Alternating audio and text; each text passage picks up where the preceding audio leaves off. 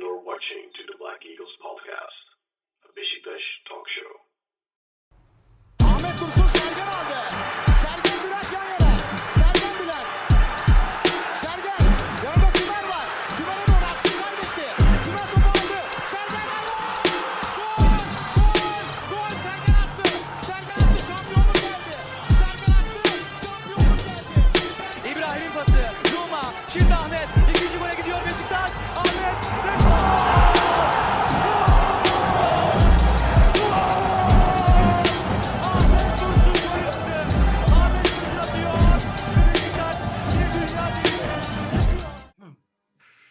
Hello, Black Eagles. Welcome back to the Black Eagles podcast, the finale episode to this season, at least. Of course, we will be back real soon with hopefully some fun talking points for the upcoming season, the 2025-2026 season. But we are heading into the summer break now, 6 weeks of no Beşiktaş. But before that, we are going to talk about this final game against Bodrumspor, which Beşiktaş won convincingly 4-0. A brace from Mustafa Hekimoğlu, scoring his first ever Super League goal and only his second goal of the season, following a goal on the opening game of the season against Galatasaray in the Super Cup.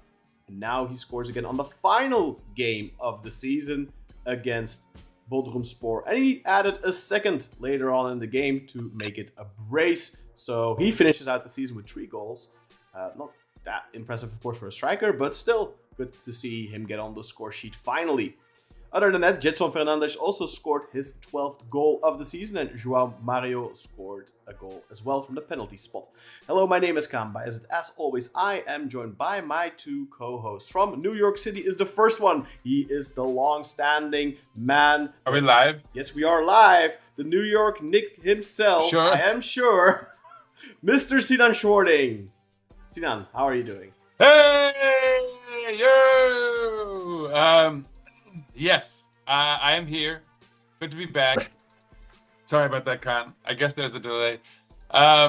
Yeah, it's it's such a weird time to be alive. My Knicks stormed out of the playoffs in somewhat pathetic fashion.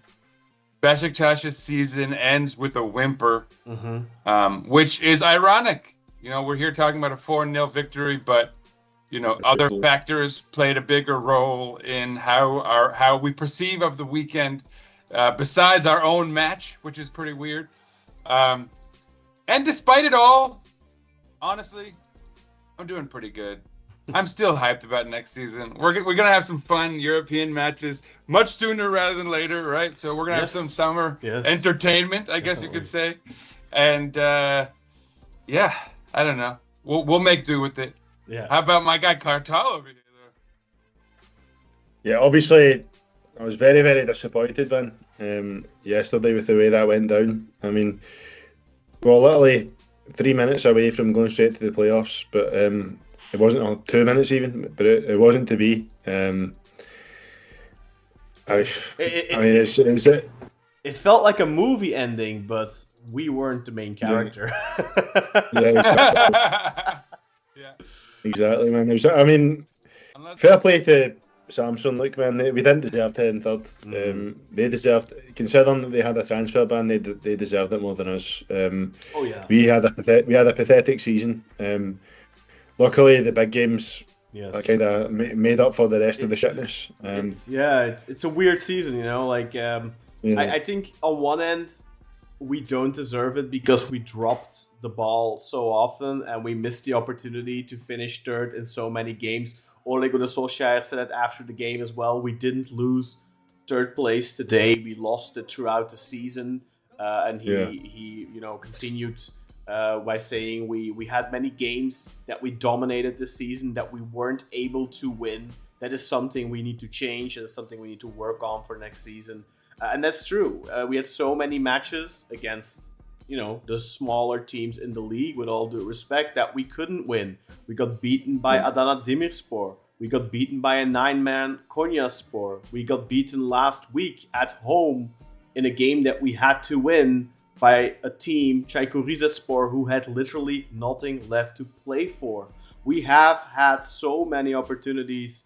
One more win would have done it. We didn't lose it yesterday. We certainly didn't lose it in the big games because, like Kartal said, that makes our season so weird. We are literally the only team who beat Fener and Galatasaray until last week. Of course, Fener lost against Hatayspor, but let's be honest, that match was insignificant. So really, Beşiktaş are the only club to have beaten both Galatasaray and Fenerbahce when it mattered this season. And the only team to have beaten Galatasaray in the entire season. Yeah, I was going to add that. Only Turkish team to have beaten Galatasaray this season. We've done it twice in 3 attempts. Exactly. So, yeah, I mean, I think the Samsunspor president actually summed it up quite well when he referred to us as the Robin Hood of the league. We took from the rich and we gave to the poor. Exactly. Yeah, it's a perfect analogy from Mr. Yildirim. I think his name is last name is Yildirim, the Galatasaray fanboy. He's 100% right. It was such a weird season, and I know some Beşiktaş fans yesterday were irritated after the full-time whistle, seeing Samsunspor celebrate and playing the Europa League song in their stadium. But you know what? I couldn't be. They deserve it. Let them enjoy it. This is their biggest accomplishment as a club in maybe 40 years. In the 80s, when they still had Tanju Çolak, they were pretty competitive. But that is like before I was even alive. And for a lot of these fans in the stadium, for Samsun, this is the highlight for them. It's like what Konyaspor had some years ago when they finished third. It's like a golden age for them, and I think we shouldn't try to trample on their parade and let them have their moment in the sunshine. And we shouldn't be pissed at them, man. It should be a time for self-reflection. 100%. And that's like things where. Well, also. Yeah, sorry. Go ahead, Sinan. What I was gonna say too is for anyone who isn't a subscriber, I've been doing this Schwarting report business for a little while. And in that process, I've refined this whole power ranking system. And I award points based on relative quality of each player on the team and everything. And I reviewed the entire season in the last week, watched highlights of every match from match day 1 all the way through. You can check that out, by the way, by becoming a subscriber on YouTube, become a member on YouTube, or become a Patreon subscriber on patreon.com/BeşiktaşPodcast. And you can go and check out Sinan's Schwarting report. Sorry to interrupt you there, Sinan. No, it's well timed. But going over it, this was such a case of Murphy's Law. What can go wrong will go wrong all year, even down to take the Mustafa Hekimoğlu business, right? So we're going into the season we're definitely lacking a backup striker. I don't know if we're going to be able to do this. There's talk of maybe Mustafa can be that guy. We go into our first real competitive match of the season in the Super Cup against Galatasaray. He scores really a very nice goal, and we're thinking, okay, all right. I mean, we have a lot of holes to fill. It's a fun kind of idea that we're a club that plays our own academy players. He looks like he's good enough, and then he doesn't score another goal for the entire season, and he starts out really poor, frankly, right? Yeah. And he builds through the season, starts getting more playing time. Within the last month and maybe change, suddenly he's actually looking pretty good. Last match day of the season, he bags 2 goals, and we're once again asking the question, is this guy a rotation piece? But of course, it's fucking too late. And now we're going into next season, and you can't bank on him as your backup striker again, right? Fool me once, shame on you, right? Yeah. But so it's but it's just such a perfect metaphor for the whole season, in that all of the positives, the projects, these things that we kind of went into the season with, it all kind of backfired, and now we're going into next season with perhaps more questions than answers, right? Like Emre Can Terzi, right? It's another funny example. Did you guys see him playing yesterday? I don't know if you were more focused on I was definitely more focused on the Samsun game, so I missed the nuances of our match completely. Honestly, he looked really good. Okay. He was doing these spin moves on the ball, and he was cutting in off the flank, and I was like, who is this guy? And it was just yet another is he a rotation piece? If only we had a throwaway season to really like test these guys. Well, and with see Emre if that's Can, what they are. see, with Emre Can, I think he's 21 years old. I think he, I spoke about this in the past, right? I spoke about you have to have academy players that can be squad fillers. And I think Emre Can Terzi, and in the past, guys like Fatih Aksoy, and hopefully Karla Kaira, who's going to come back from Kayseri now, those are players who can be those squad fillers. I think with Emre Can, because I know you asked a question, I think, in the group chat the other day, in our WhatsApp group chat, whether he should be loaned out next season, right? I think he is an example of a player that, yes, you could loan him out, but I don't think that loaning him out is going to benefit us that greatly. I don't think he's going to suddenly turn into a really good fullback. I think he, at this point, the level he is at, he is a good third and second option if you're strapped for cash, which we are. I think he's somebody you should keep on the squad to be a backup to your starter. When it comes to, he might even be a winger. Which is weird. I mean, and he's young enough. You could probably still experiment a little. But, he's made some errors defensively, but he's actually shown improvement on the ball. I think he had an assist in this last match, or maybe it was the one, I don't remember. He's had an assist recently. He had an assist on Rafa a couple of games ago, but that was like a relatively... Yeah, I mean, Rafa did most of it. It wasn't like a stellar assist or anything. But then, like, Mustafa Hekimoğlu, I think he is the type of player, and I don't know if we're going to do this, because if you listen to Ole's post-match presser, he was responding to something that the president said. Seladala said that we need 3 transfers for the starting lineup. And Ole said, yes, I agree with the president. And I think everyone listening and watching that is like, 3? Only 3? Like, we need like 7 or something, man. Like for the starting 11 alone. So if that is the narrative that I can honestly think of 4. Yes, well, we can talk about this more in a bit, but like, if that's the narrative that's going to be pushed, like we only need 3 starters and then the rest is going to be like squad fillers, then I don't think next season will be that much better. We aren't going... No, that's not what I'm... Well, that's a different story. But I don't think that Mustafa Hekimoğlu is going to be treated the way he should. And I think Mustafa Hekimoğlu needs to be loaned out with a project in mind where he becomes the first striker of maybe a Birinci League team, or maybe a team in Belgium or in the Netherlands or something like that. He needs to be loaned out to a club that's going to take care of him. And you can perhaps give them like 10% of his transfer rights or something, or whatever. There can be something in there to incentivize them from playing him. But I don't think that you're going to do Mustafa Hekimoğlu a lot of favors by keeping him around for a full season as the second or third option. He is not good enough yet to be the second option. He isn't somebody that can have an impact off the bench. We have seen this many times. Yes, he's tall, but he isn't an aerial threat. So it's not somebody you can bring on late in a game when you need a goal and start pumping the ball into the box and maybe Mustafa will head it home. That's not Mustafa. We've not seen that of him, at least, and I don't think that's him. So I don't think he's a good player to keep around as the second striker for now. I think he needs to go out, he needs to hone his skills, and he needs to come back as a better player. Like I said, I mean, just frankly, it's a risk we can't take, right? Because like your backup striker has to contribute somewhat regularly, right? Like not obviously, maybe like once a month, your backup striker has to step up and like toss in a goal. That's like could be vital. There's no benefit to it because one, you're shooting yourself in the foot by not having a decent option off the bench, and two, you're killing the kid's career in a sense because you're not allowing him in these.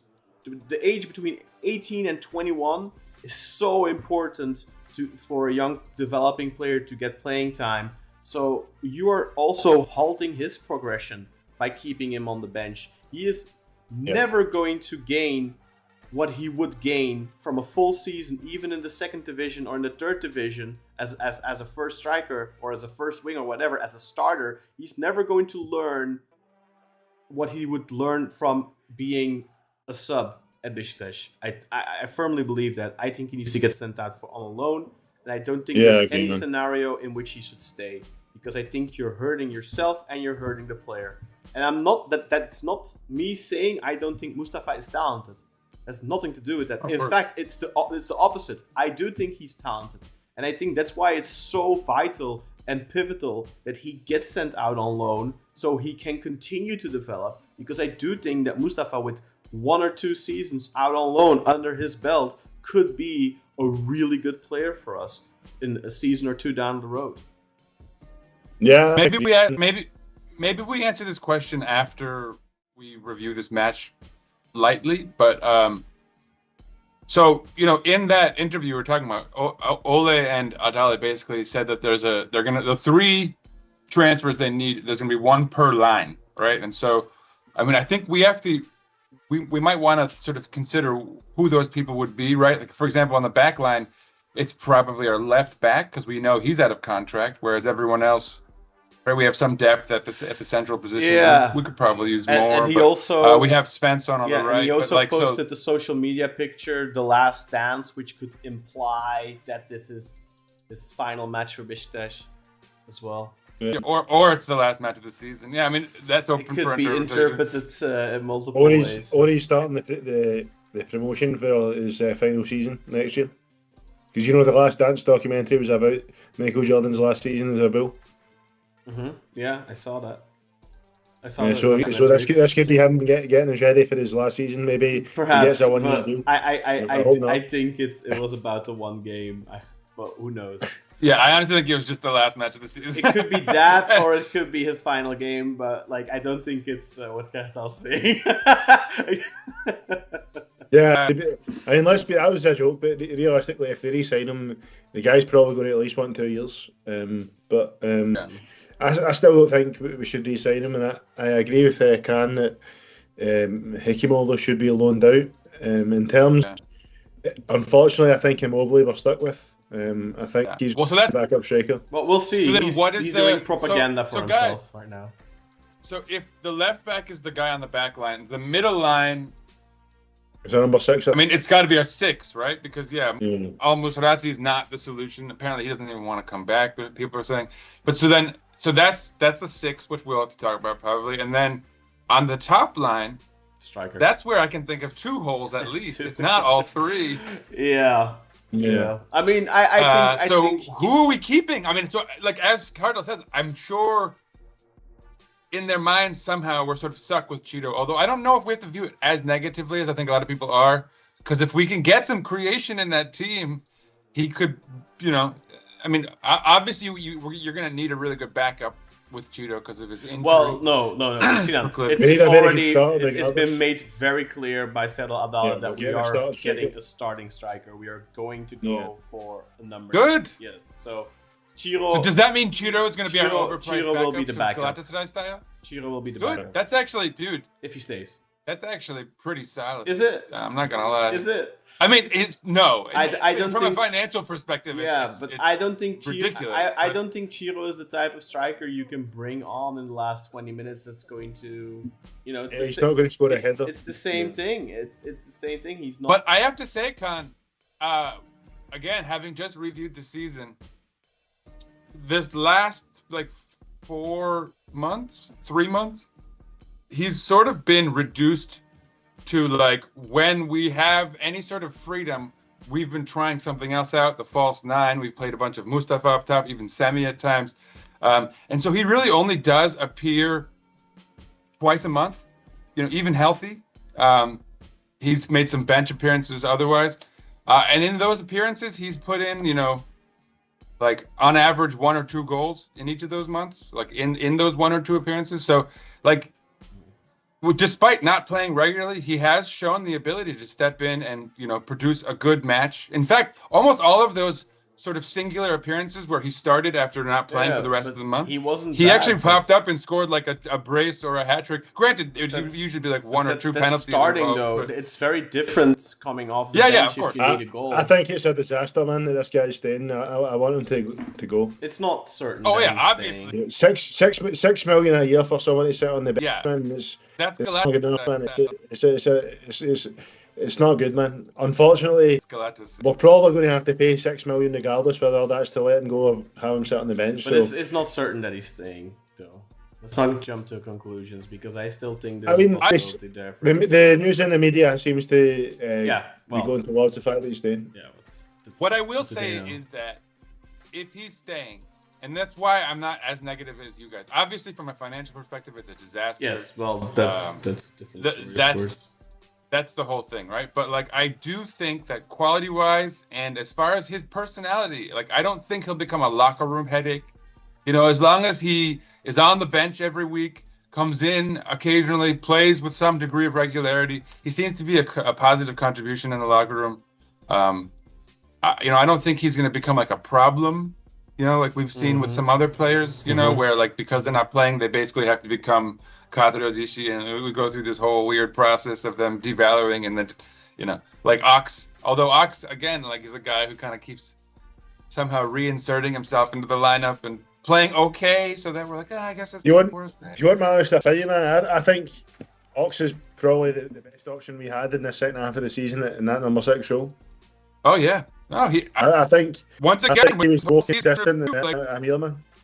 I watched his power, so he just didn't play for most of the first half of the season, mostly because we were just like, we don't want this guy, you know. And then suddenly, like someone, I think it was Serdar actually, who made the first move to bring him into the lineup, and he didn't leave until he got injured, basically from then on. So it's not like he wasn't willing to contribute. I mean, this whole season was so weird. Yeah, Gio actually was going to bring Ox into the team in October, but because he had an injury in training, that kind of but not just those plans. Not just that as well. The board at the time told Gio he couldn't take him to the training camp, so he wasn't. And remember, this is the Samet era, so who knows who was saying what at that. Some water. Yeah, so Gio actually was going to use him in October, but he had an injury in training, so that derailed those plans, and that's why he wasn't really available to play till Saturday came in. He could have played from the starting of the season if it wasn't for. I think one of the most ridiculous things that you can do as a board, I think, is come into like a new board, like come into a season, you appoint a new manager, and you have people on the books, like let's say Al Musrati. If our board now goes and tells Solskjaer in the summer, you can't use Al Musrati, I think that's one of the most ridiculous things to do. Yeah. Like, you need to allow your coach to use everything at his disposal. And you're not like, I mean, I know the mentality behind it is we want this player to leave, so we want to make him feel unwelcome and we want to force him out. That's what that is. But I hate it. I hate that. It's not just that, Sinan. If for example, if you play a player in the summer, you improve your position on the negotiation table. It's much easier to sell Al Musrati if he's playing than if he's just whining away because it's just rotting away, and it's Kadrodishi not even taken to the preseason camp. And also, a club is going to be much less inclined to sign a player who isn't fit, probably because he wasn't allowed to join the camp. Yeah. Look, it's super. That can, and also the fact that the teams will be thinking there must be something up with this guy if he's been chucked out of the squad. Exactly. Well, guys, it's super anecdotal, but here's the deal. First of all, as Cartel's saying, that's the main thing. If you don't play a guy, it's like it looks outwardly like there's a problem here. Is he like a problem in the locker room? Is there some beef between him and the staff? And right? Like, you want there to be the appearance of normalcy. This is a good player who we're just getting rid of for this reason or that. We're trying to upgrade or whatever. We have guys behind him. Like, that's none of your business. Here's the deal. He's a player. He's playing. He's reliable. And so it should be of note that in my power rankings, the only two players that really didn't feature for the rest of the season were Omar Colley and Jackson Muleka, who made a couple appearances early on in the season. And of course, those are the only two guys who we successfully got rid of as well. So again, right, it's very anecdotal, but That's why you want that appearance of normalcy, right? Like, Yeah. it wasn't hard at all to get rid of those guys because those are guys who play regularly, and you look at their track record. Yeah. They've played in all the matches we've played. Why wouldn't there's nothing fishy going on here. What weakens? I mean, if you are selling something, let's say you're selling your car, never give the impression to the potential buyer that you're desperate to get rid of it, because what's going to happen? Exactly. They're going to lowball you.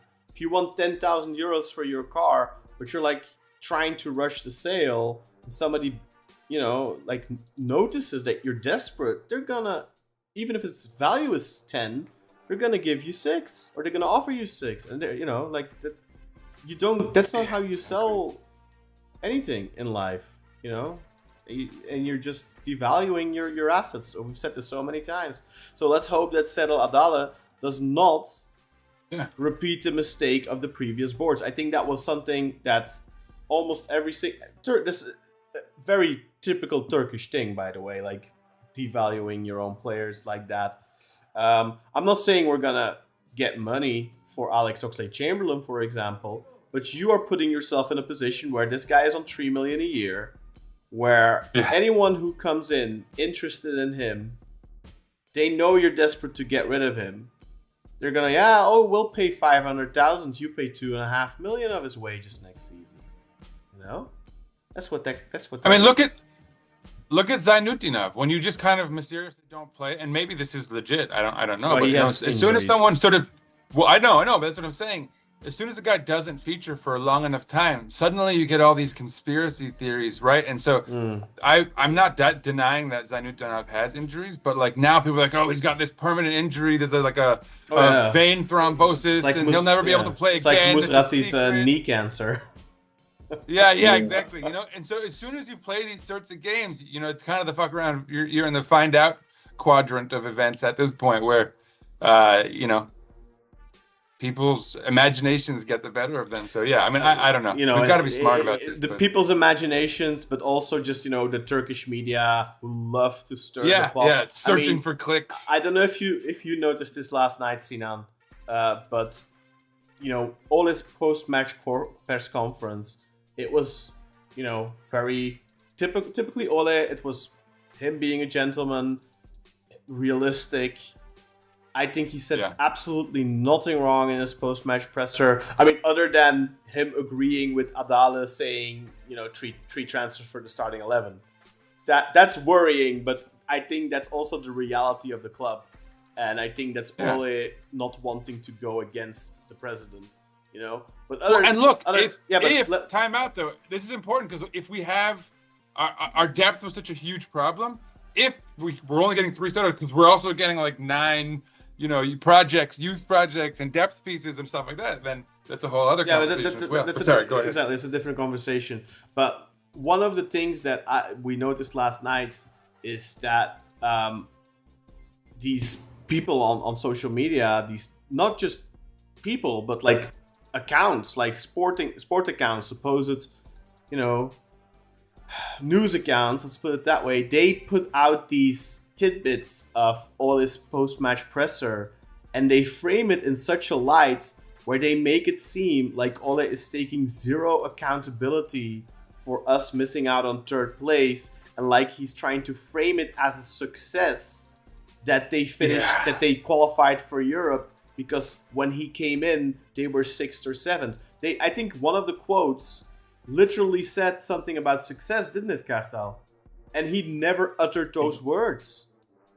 Yeah, he never said it was a success. He just says we tried to get as close as possible. He never said, because in the quote they said, I tried to get climbers up the table and I done that. He never actually said that. So it definitely, I'm going to be completely honest here and say that I never watched it live. I only actually watched Can recorded it for us and sent it into a group chat when we were talking about it, because a good few of us were rage baited by the quote on Twitter. So Can recorded it and sent it to us, and the recordings Can sent, I couldn't hear what the Turkish translator said, so maybe the Turkish translator translated it wrong. But obviously myself, my native language is English. Can speaks perfect English. He's probably better than me, even though it's my native language. Like we know, listening to what Ole said, that he'd never said that's a success. So that's been misconstrued and twisted in a way that's made him look like made it look like he's said that's a success when he's not said that, and that's led to a lot of negative reaction for Ole, which is it's not fair, man. It's not fair at all. Yeah. Can I ask you guys? So typically, when the media does these sort of like operations, it's fairly transparent. Like we know what they're angling for, right? They're trying to get this coach hired or this guy fired. So what is the agenda right now? I definitely like a foreign coach. I definitely think I mean, like, there's been this ever since he started. It's not just new. It's not new.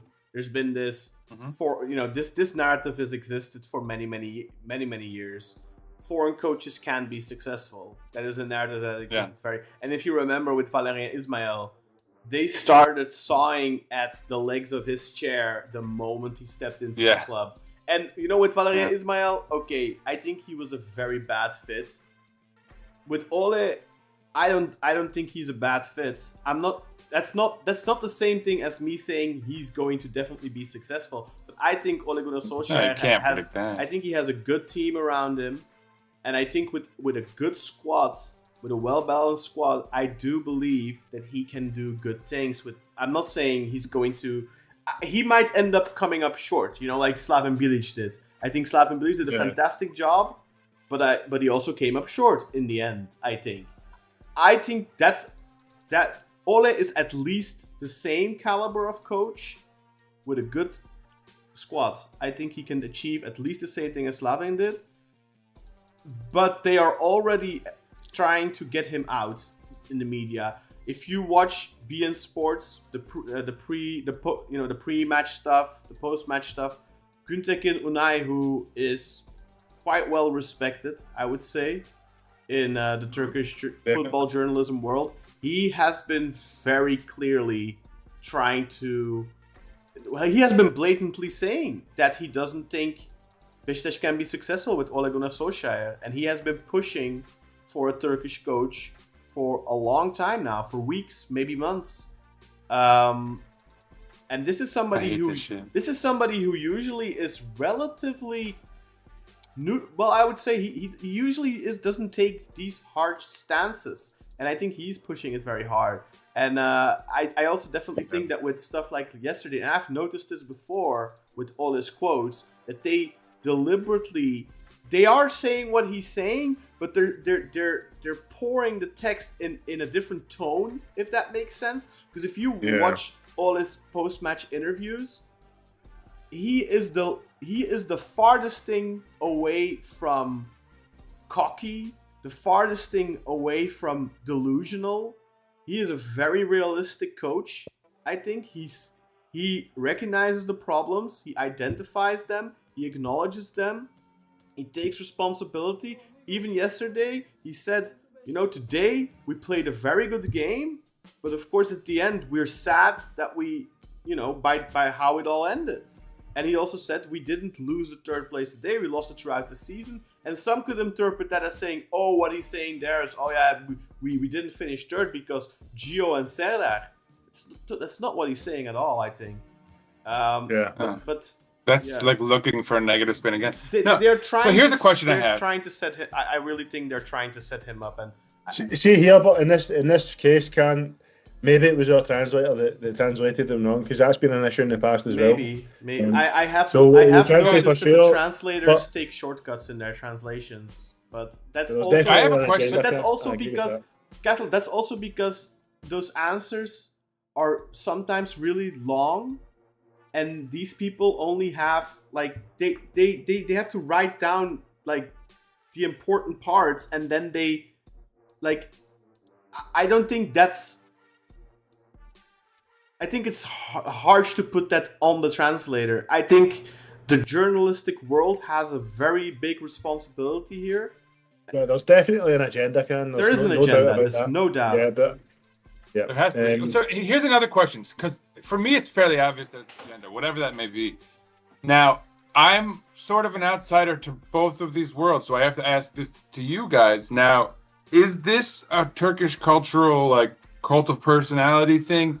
Or is it typical? Because again, Beşiktaş is the only club that I follow, especially at the fan level, where I see the way the fans interact with the media and how the media interacts with the club, and that, you know, is it typical outside of Turkey for media to be able to have this type of an influence on like the back channels of a club? I don't think so.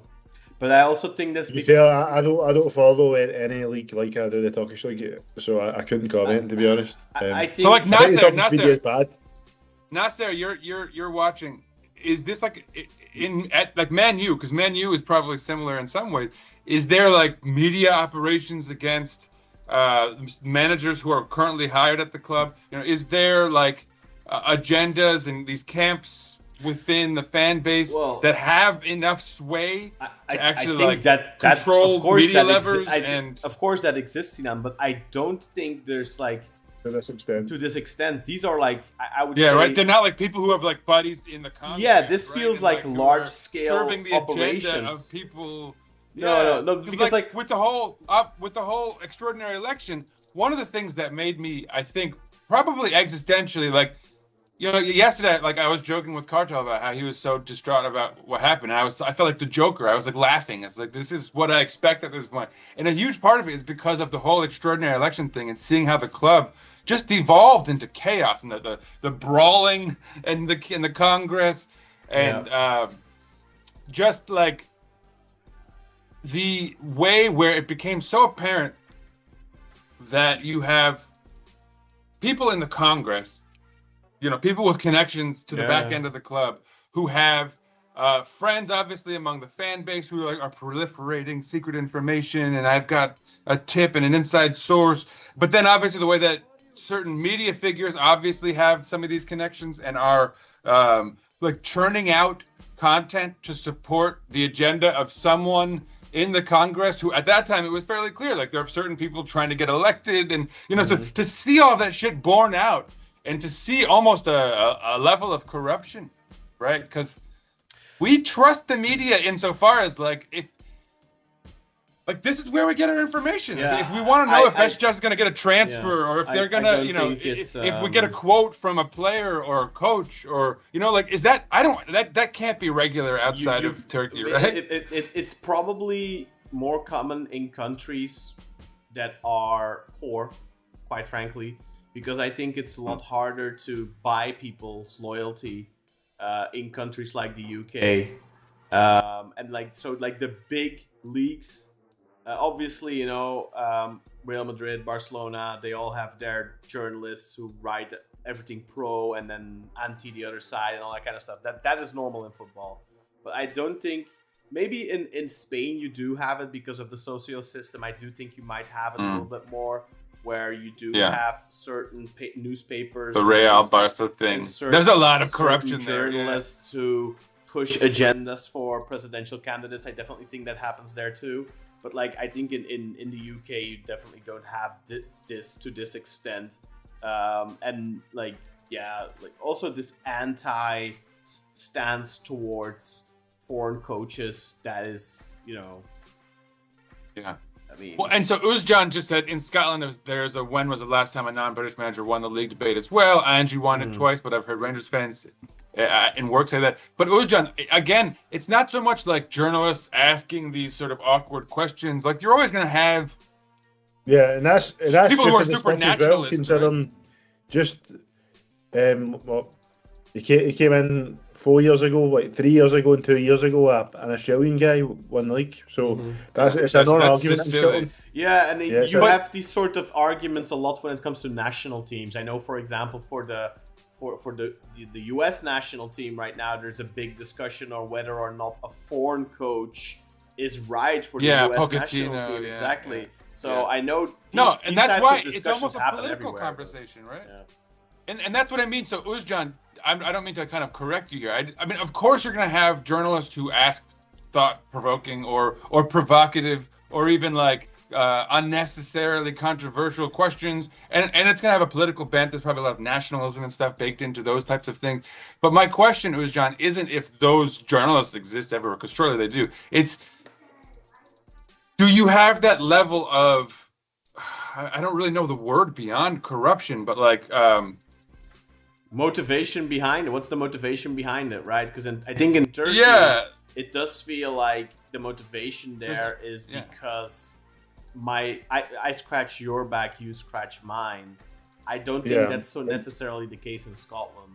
And and just the ties between Congress and media outlets and specific. I mean, a lot of it's because of the new blog, social media, like where anyone can kind of become a media outlet, right? So you almost have these people get propped up, and now you start to wonder, like, do these people even exist in our bandwidth?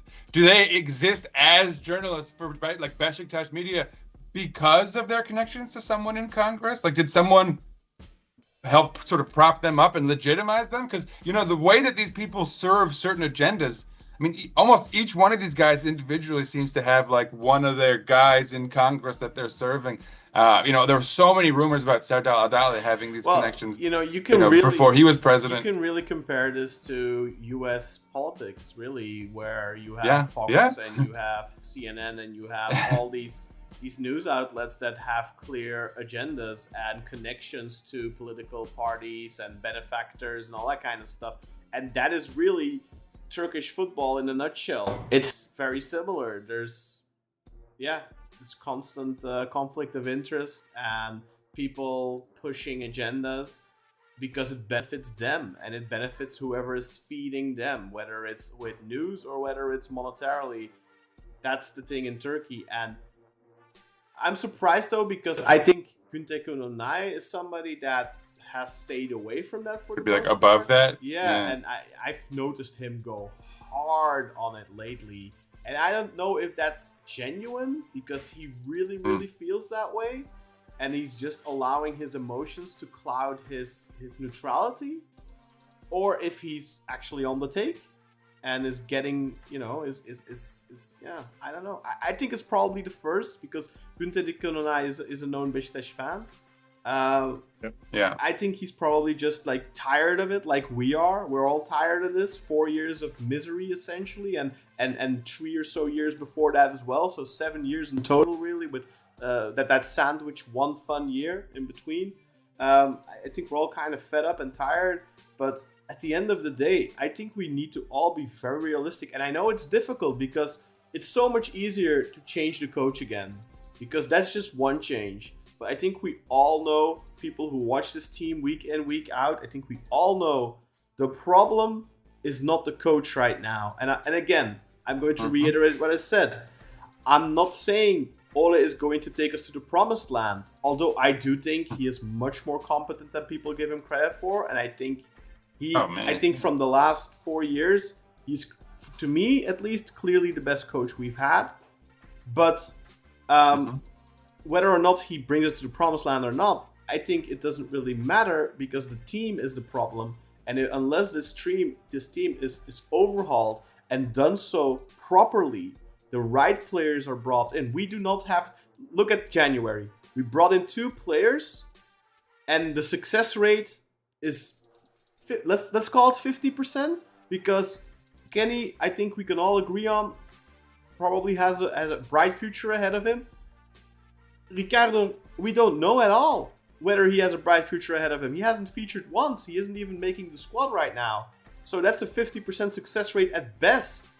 We cannot afford to have a 50% success rate this summer. We need to be as close to 100% as humanly possible. And I know Ole even said that, right? Ole is like, he's been saying that we can't really afford many mistakes. He's been saying that for months. We can't make mistakes on the market. We need to be sure, and we need to hit home runs every single time. And I don't think it matters if you bring in Sergen now. And Sergen has even said this. I think Sergen said literally last week, with this squad, it's impossible to be successful. He said it himself. And it's true. It's not possible. It doesn't mean that this squad doesn't have redeeming qualities. It doesn't mean that this squad doesn't have positives. There's Rafa Silva, there's Gedson, there's Felix, there's Emirhan. There's players there that you can use as building blocks to success. But the squad as a whole, the 20-man squad, or whatever what number you want to put on it, is not good. And nobody is going to be successful with this squad. And unless you bring in 5-6 quality players and a bunch of decent squad depth players, next season is probably going to be much of the same. Although I do have to say, I do think if we had a good winger and a good striker, like somebody that can score headers, we probably would have finished third with ease. But right now, bringing in 3 quality players, at best, next season we're going to be third, but comfortably. But we're still going to be far off the top 2. Because 3 transfers just isn't enough. Yeah, and see Sardar, to be fair, in his press conference, he never said that we're just going to sign 3 players. He says it aims to have 3 transfers done before the first camp, or by the first camp, rather. Oh, that's very different. Yeah. Again, an example though of a quote with bad game that of starts telephone. living its own life because because social media frames it in the way they want, and they want negativity because negativity creates interactions. Sales, man. Yeah, exactly. Yeah. Just to tie up that conversation, Uzcan says, if a foreigner wins the league, these narratives will stop. I doubt coaches like Dom, Lucescu, and Zico dealt with the media being against them from day one. There was none of this. Let's hope so. Yeah, this is kind of something that started maybe in the last 15 years, let's say. Yeah, it's just not even. I don't even know if 15 years. Maybe I would say 10 years, perhaps. It's just because nobody has won it, but it's confirmation bias because. It's not true that a foreign manager hasn't been in the position to win it, because I think Vitor Pereira was in a good position to win the league. I think there have been foreign coaches that have been in good positions to win the league, but there's also been foreign coaches who were never really meant to win the league. Like, for example, Slaven Bilic. He was not set up to win the league. He could have. Can we kick someone from the group? Why? What was this? What is this? So let's ban Metin from the stream, man. He's clearly a Galatasaray fan. The kings of match fixing. Yeah. Well, thank you for giving us your view, and thank you for coming to the biggest club in Turkey's the only club in Turkey's English podcast, by the way. I know your shitty club doesn't have that, so hope you go and enjoy your ill-gotten gains, my friends. Let's see, how do we ban this? I mean, it's just honestly, if I were a Galatasaray fan, I would be here too, because they don't have any resources for English speakers. So they have to fill their time somehow. If they're on the internet, right? Like trying to support their club somehow. I get it. Galatasaray fans can come and listen to this podcast, but if they're going to comment shit like this, they can fuck off. Yeah. Exactly. Oh, sure. Yeah. No, he's out. He's gone. And he'll never be back. But on top of that, it makes sense that a small club like Galatasaray would sort of, need to come to clubs like ours and spend time here. That's all I'm saying. Exactly. They just don't really have a presence. They just don't have a presence on the internet. Yeah, they don't. They have no community of their own. Maybe he it's can. A shame. Maybe he can go and start his own. All right, let's stop giving this guy any clout. If they weren't such let's toxic stop giving him any clout, they could create their own community, I suppose. They could. But they spend their time doing this instead. Yeah, so it makes sense. Yeah. It is what it is. Yeah. I mean, everyone in Turkey knows that the biggest match fixers in Turkish football history are Galatasaray. Everyone knows the history of them buying cars for Malatyaspor and Denizlispor and buying performance-enhancing drugs for Beşiktaş's opponents in the 90s because they couldn't get the job done themselves, though they had to get other teams popped up on performance enhancement drugs to get them to get points off of us. Everyone in Turkey knows that, my friends. Maybe you should go and delve into the history books as well. Yeah. And let's not forget your uncle in Pennsylvania. Huh? All right, let's move on. Let's move on. We went nuclear. Went nuclear on him. All right, let's see. Let's have a quick look, guys, at this lineup. As I said, my focus really switched to the Samsun game relatively quick after we scored that third goal, especially. But even after the second goal, I was like more focused on that one already. Bodrumspor are, of course, already relegated. I do think you noticed that in their performance yesterday. They didn't seem. They came in. So here's what happened. Was they came out like, all right, let's make something of this, and then we scored pretty quickly, and they're like, forget about it. Let's go to the beach. Especially after the second. Let me just line up. I'll just line up real quick. So their goalie was Portuguese 26-year-old Diogo Sousa. On their back line, Christophe Herel, 32-year-old Frenchman, next to Arlind Ajeti, 31-year-old Albanian. On the left side, Cenk Shen, 24-year-old Turk, opposite Ege Bilsel, 21-year-old Turk. In their midfield, Ahmet Aslan, 23-year-old Turk, next to Freddy, 35-year-old Angolan, with Taulant Seferi, 28-year-old Albanian, up in front of them. On the left side of their midfield, Zdravko Dimitrov, 26-year-old Bulgarian, opposite the one guy who actually I noticed, 22-year-old Portuguese, he's only 22, Pedro Brasao, who was pretty good. I think he was the one player that was good for them. Yeah. Their striker, 29-year-old Romanian George Pușcas, which I wonder if he's related to the Pușcas Award guy. These Hungarians. Anyway, so that's it for them. Any comments about Bodrum? To be honest, I think that they had a few offensive flashes, but I think defensively they were awful. Yeah. They were terrible. They were terrible. I do have to give. See that second, see your second goal, come on, fuck man, that was just. It was the defending was so bad. Like Gedson had all the space in the world. The penalty as well was very bad. But I do have to give them props though for a good second half of the season. And Hugo Almeida was assistant on this team, by the way, assistant coach on this team. Yeah. And when they came in, they really turned things around and they made it. They almost kept Bodrum in it, but obviously this game for them. If only Rizespor had the same mentality last week, right? Yeah, right, exactly. No, but one parting comment I'll have for Bodrum since they're going down was, their stadium was pretty full yesterday, which is one positive thing you love to see for any Anadolu side.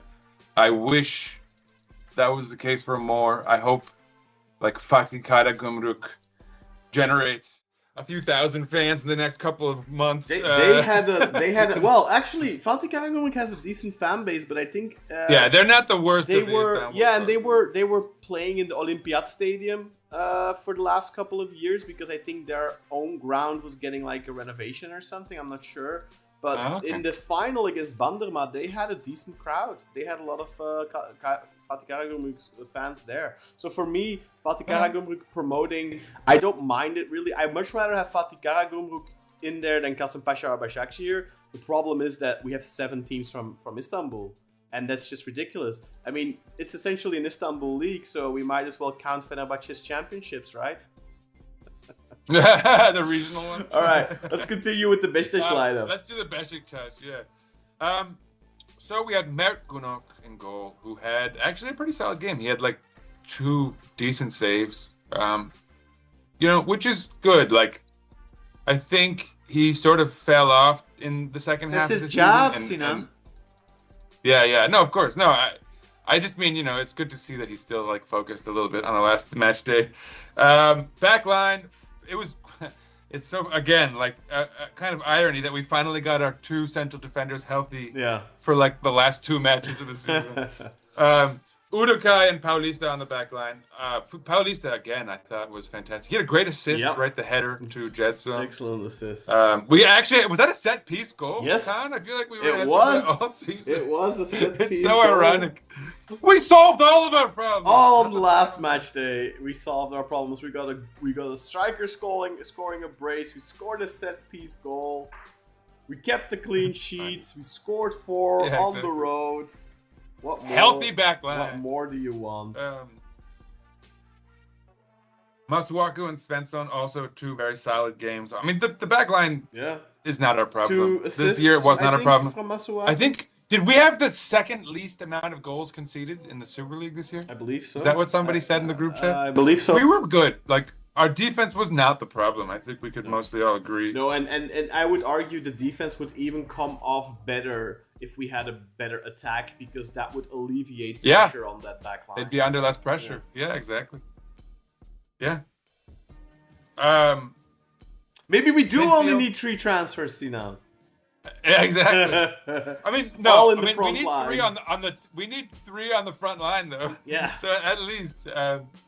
Anyway, midfield also solid outings from everyone involved. João Mário, Amir Hadjiometovic, and Gedson Fernandes. With João Mário the more advanced of the 3.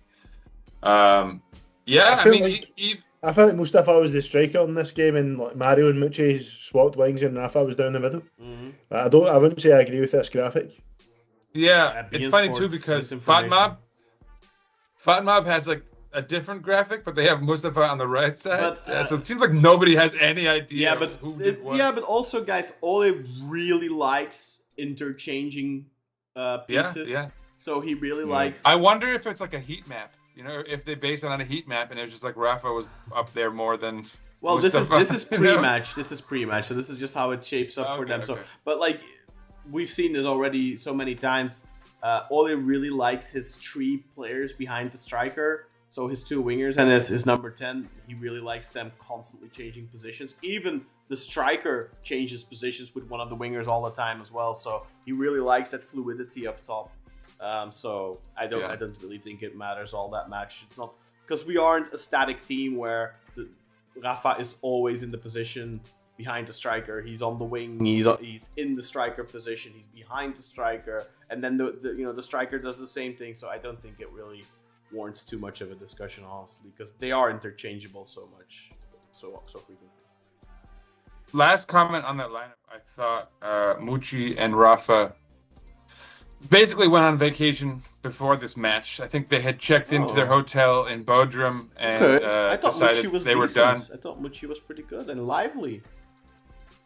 Really? Yeah, I didn't really know. I didn't note much of Mucci. I thought, the midfield, like Amir and João Mário and Gedson were doing a lot of the heavy lifting. But yeah, I mean, maybe I'm being a little harsh. Just I guess because everybody else like sort of stood out and had these like flashy highlights to close the season with, whereas those 2, I mean, maybe they were doing more sort of engine-like work, to be honest. I thought Mucci was very lively on the wing at least, and was involved in a lot of counter-attacking opportunities. He had early on, he had like a really good break, but then he had a terrible delivery. But he had a couple of those breaks on the left where I thought he looked pretty dangerous. And I've been critical of Mucci in recent weeks, but I thought he was decent. So. I take it back. I rated him very highly. I now that under my power. But Rafa, I actually gave him a very good rating. Rafa, I do agree with you. Actually, he wasn't very present in this game, especially to his standards. He wasn't too involved. You'd expect him to score in a 4-0 score, right? Like you'd expect him to bag a brace or something. There was that position where it looked like he was going to like get through and go, but then the defender actually caught up with him. Yeah. Do you remember? Yeah, which never happened during the season. Yeah, that's very un-Rafa. I think Rafa the other guys have sorted this out today. I'll just take my foot off the gas, which is fine. I can do that. To be honest, for me, I thought João Mário was our best player. I thought João Mário looked better. So he was fantastic. Yeah, João Mário. He had a really good second half of the season, which I also noticed with my power ranking. Yeah. Like his impact on the team was very notable. I think he's a good footballer, man, and it's come true in the second half of the season. I really think that. And I think, Gatla, you mentioned this as well. Like he's on like 1.6 million a year or something apparently. So I think he's definitely somebody that we should be keeping around because I think he can be a good. I mean, I think he isn't. He'd be good, whatever. He was never the solution for what we needed in the beginning of the season. But I think when you do have a good front line with good wingers, I think João Mário is the perfect rotational piece that can come in when somebody's suspended or injured or can come off the bench. And he is actually a player that's come off the bench a couple of times in the second half of the season and has had an impact and a positive impact. Yeah, he scored off the bench like 2 or 3 times actually. What there's one thing about Ole I'd really criticise is how as soon as the form dipped again after that good run, why was João Mário the first person to be discarded? Yeah, that's what I don't understand. Because Sean and I were. I feel like after Rafa, João was the best Yes. player in that run. 100%. So why was he the first one to be discarded? It seems like maybe it's something to do with like running and effort. He mentioned after the game, I don't remember what game it was, but we conceded a late goal and it cost us like 2 points or something. And that was like one of the few times I think Ole really showed that he was pissed off after the game. And he said, well, when players can't be bothered to run back and defend, that's what happens. And the very next game, João Mário was on the bench. So I think maybe... I never went to bother to go back and watch it. I think that was the Başakşehir game, actually. I think it might have been the Başakşehir game. Or maybe the Ghost. In fact, it would be the Başakşehir because see, even that Ghost game, but like João Mário again, when we see the red card, João Mário is the one that gets yanked. But see, João Mário, I think, was the key, the cog that kind of made that machine go. Yeah. And that good run of form we had. I agree. His playmaking ability, I think, maybe not elite, but it's good in terms of like pure. Because Rafa's not a proper playmaker; he's a second striker. Yes. João Mário is not an elite playmaker, but he's probably the best playmaker we have.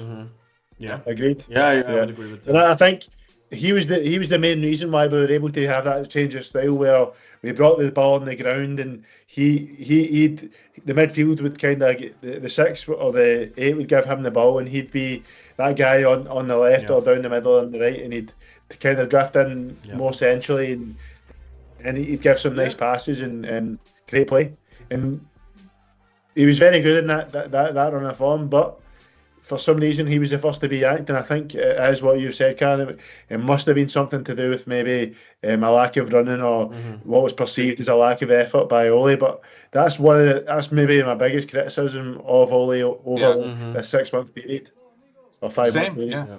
And guys, it's also Khan. Real quickly though, I want to before we move away from that Başakşehir match because in my little review I noticed that match was I think that was the one that like started this cascade of criticism that Ole has been under. And it's such a shame. And even his perhaps overreaction to it, because I think people forget like that match more than any match the entire season is on the board in our lack of depth. People forget we had to play with a 3-man back line in that match. And we had one central defender on that 3-man back line with Svensson and Masuaku on the back line because we had so many injuries, including Felix, Gabriel Paulista and Emirhan. I think it was Tayyip who was the guy on the back line. So like, man, like people need to chill out a little bit on that type of shit. Yeah. But anyway, no, but I think but to talk, well, since we're talking about João Mário anyway, guys, some people were really pissed off that João Mário took the penalty and they didn't allow Mustafa to take the penalty and get his hat trick.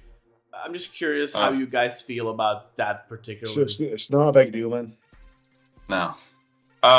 Mustafa had actually been asking to come off for a few minutes before then, even because he like got one little knock, and I think a lot of the guys seem to want to give lesser players an opportunity to play towards the end of that match. I don't know if you guys noticed, but like Necip came out and immediately gave a fantastic pass to the opponents. If you guys saw that. He did Necip. Who else came out? It was Necip, Emrecan Terzi, Emirhan Topçu, Semi, and Kenny Arroyo all came on around the 70th minute. And Mustafa had been one of the guys who was kind of, I think, he had some with friends among the younger players who would have been getting playing time. So he was kind of like, let's get like Emrecan on or something. So I don't think he was particularly checked in at that point in the match. So people are making much to do about nothing. I think let him earn his first hat trick. It doesn't have to be a cheap one like that. Doesn't have to be a Ciro Immobile hat trick.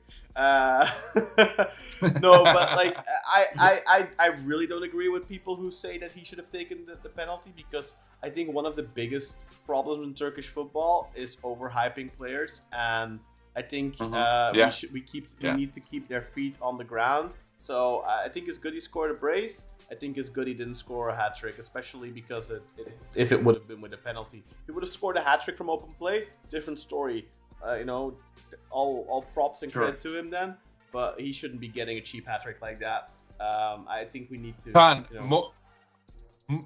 More anecdotal evidence to support your claim. So remember the year So Laren came back and had a terrible sort of second season with us, but that first half a season, he kind of came on and started playing well. And didn't he have a hat trick like right towards the end of that season that made us all be like, Kyle Laren definitely needs to play next year. And then he had like one of the worst seasons in a Beşiktaş kit of all time. So let's all like pump the brakes. Or did he score 4?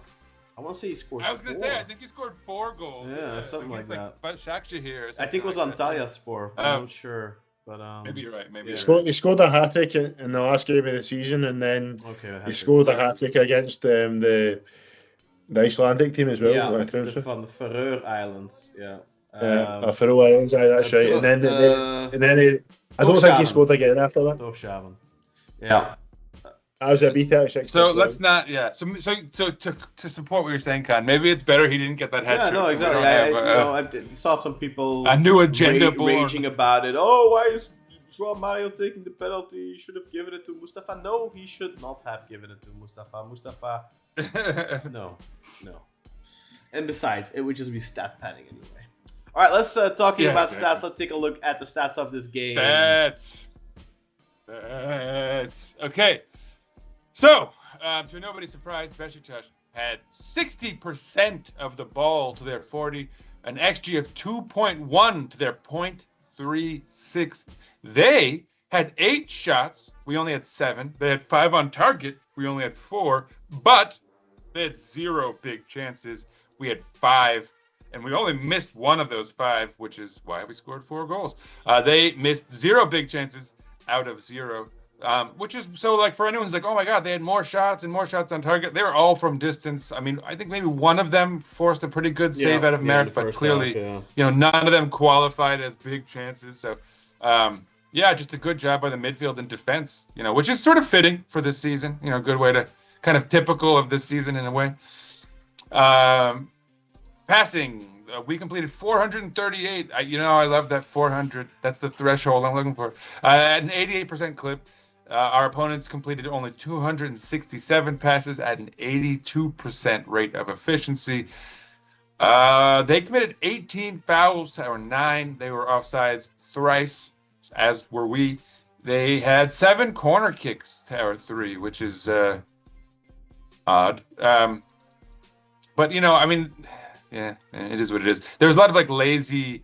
Just get the ball out. We don't need to spark a counterattack. We're winning by 3 goals. Just so people were clearing it lazily by the end. So maybe that's what accounts for their 7 corner kicks.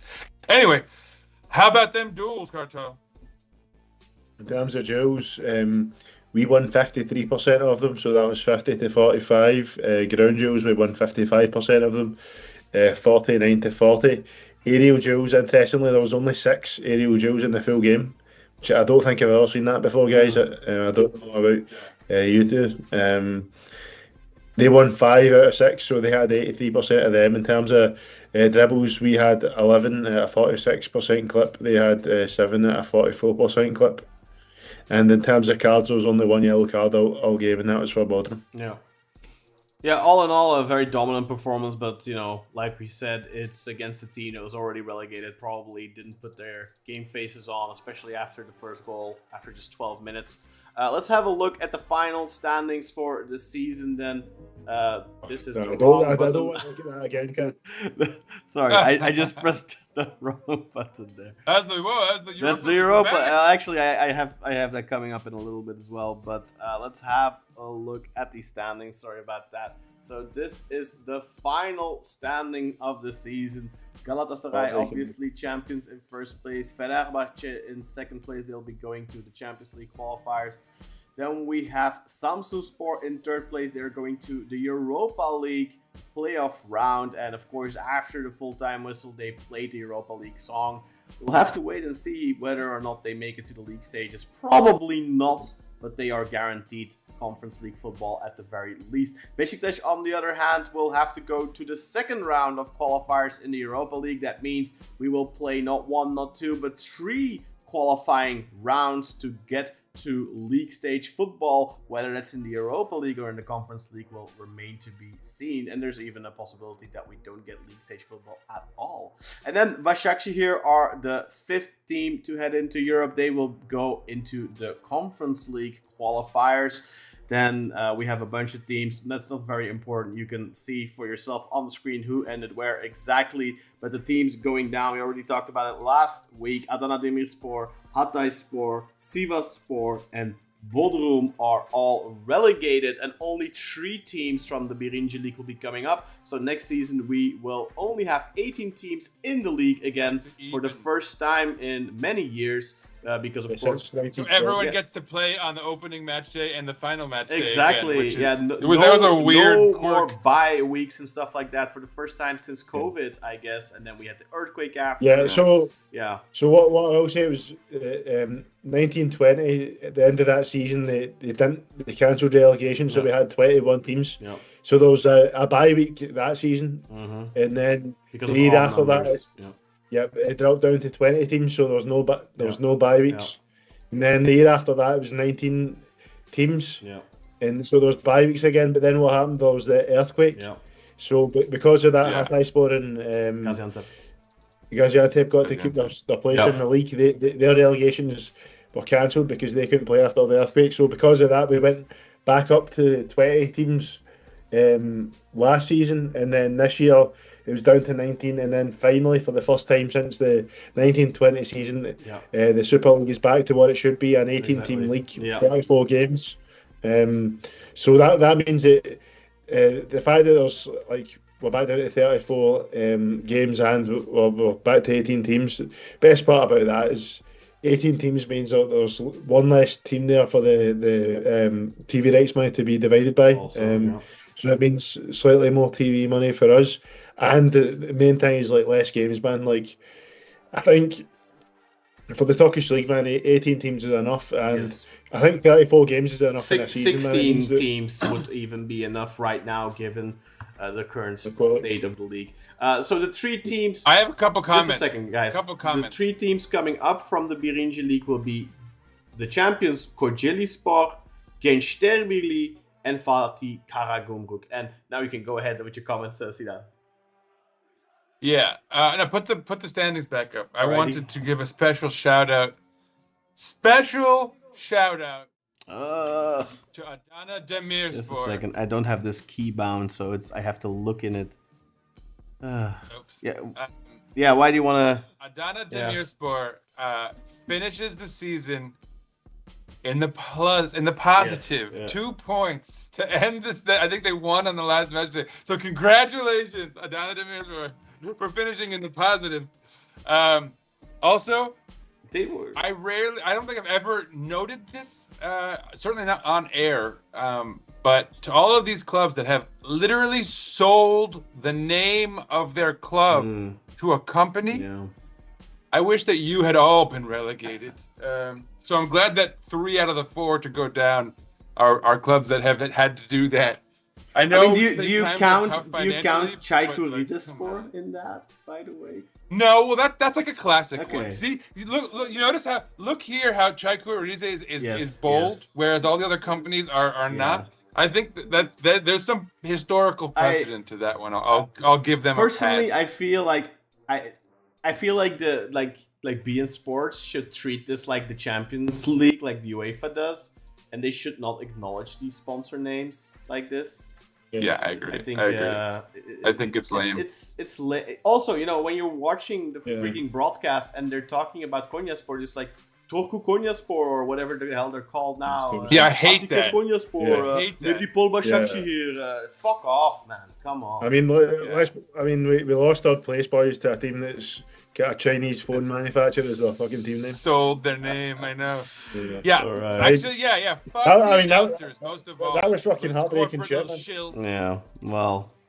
I mean, I feel like we've not really touched on that a lot, man. Like, yesterday, we were actually so close to ending third. Mm-hmm. Minute 95 in the Samsun Kayseri game, Kayseri would actually 1-0 up.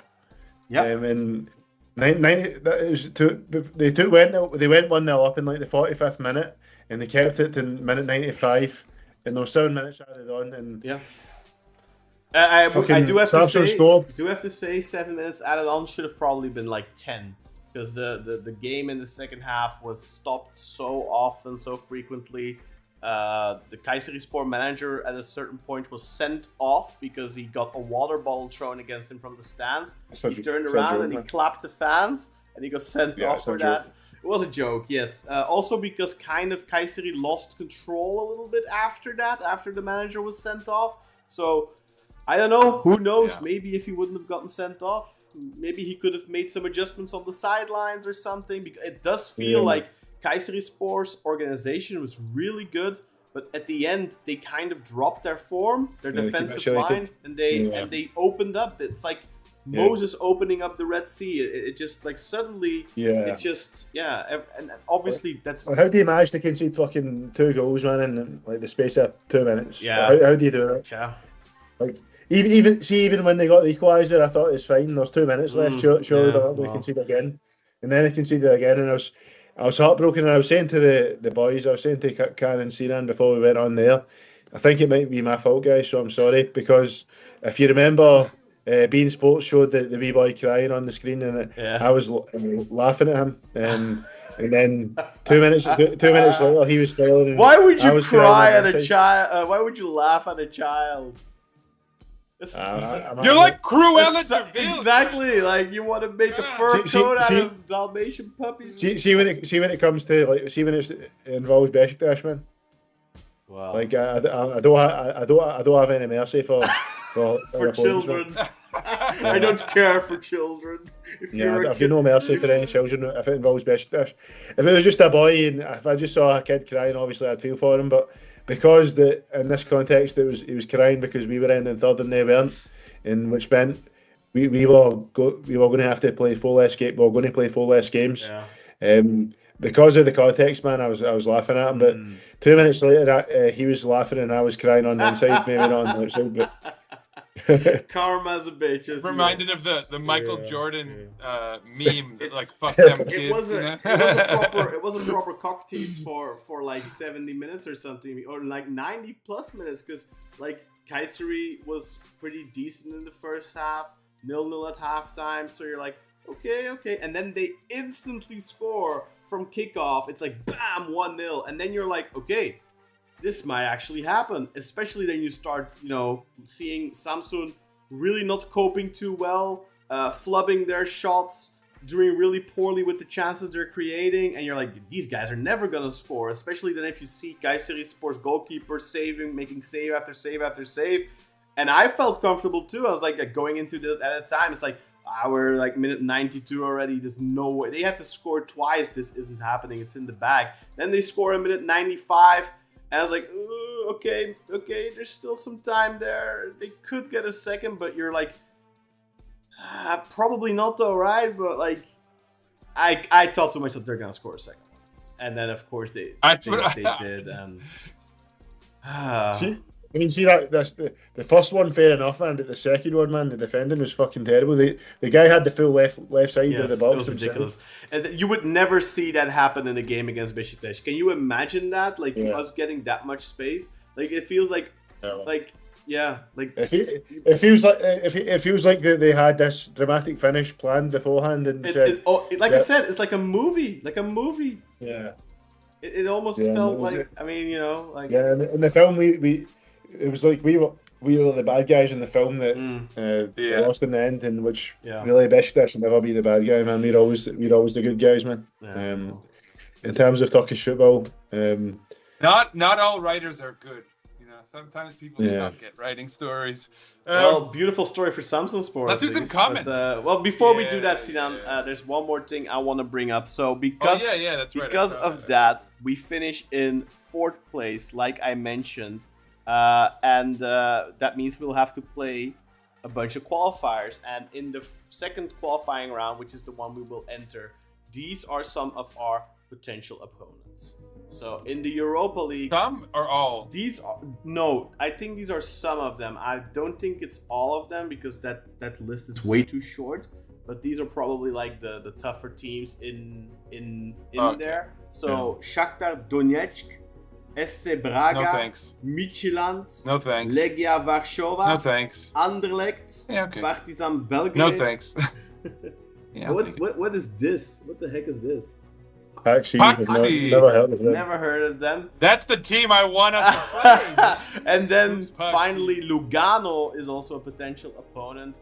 I don't think that like they do this every season. They like list they list like these potential opponents in the qualifiers, and you're always like, we're never gonna get through that. But then like in reality, we always get like we rarely get like a really tough opponent. So I think in my honest opinion, they're Hungarian guys. Paxi is Hungarian. I think Shakhtar, but apart from Shakhtar, Braga, and Anderlecht, I think we'd beat the rest of them.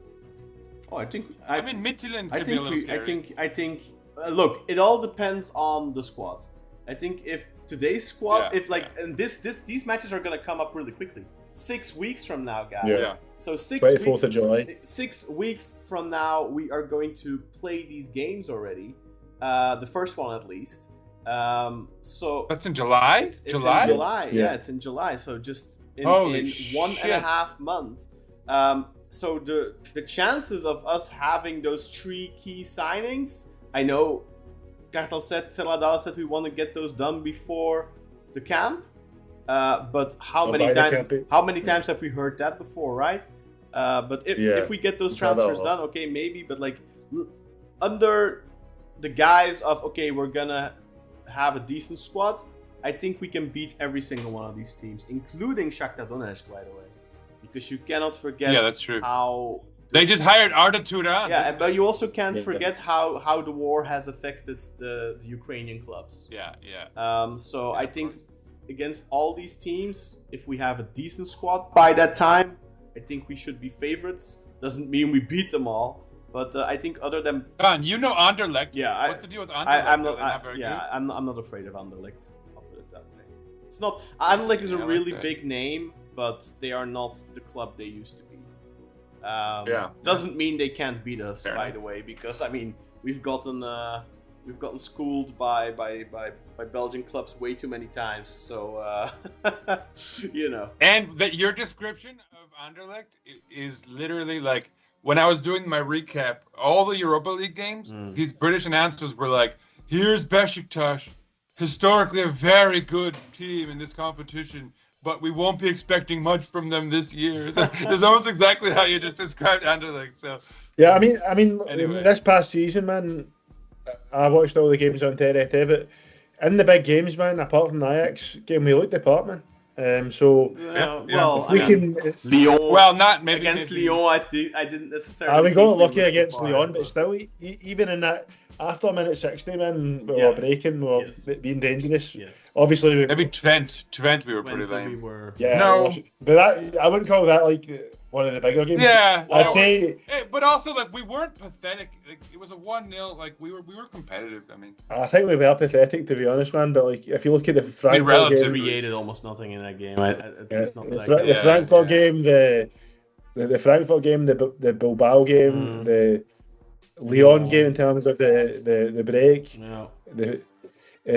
For me, Ajax was the only real letdown. We put in a good show, and I think if we can improve slightly, there's no reason, and we can get through these qualifiers.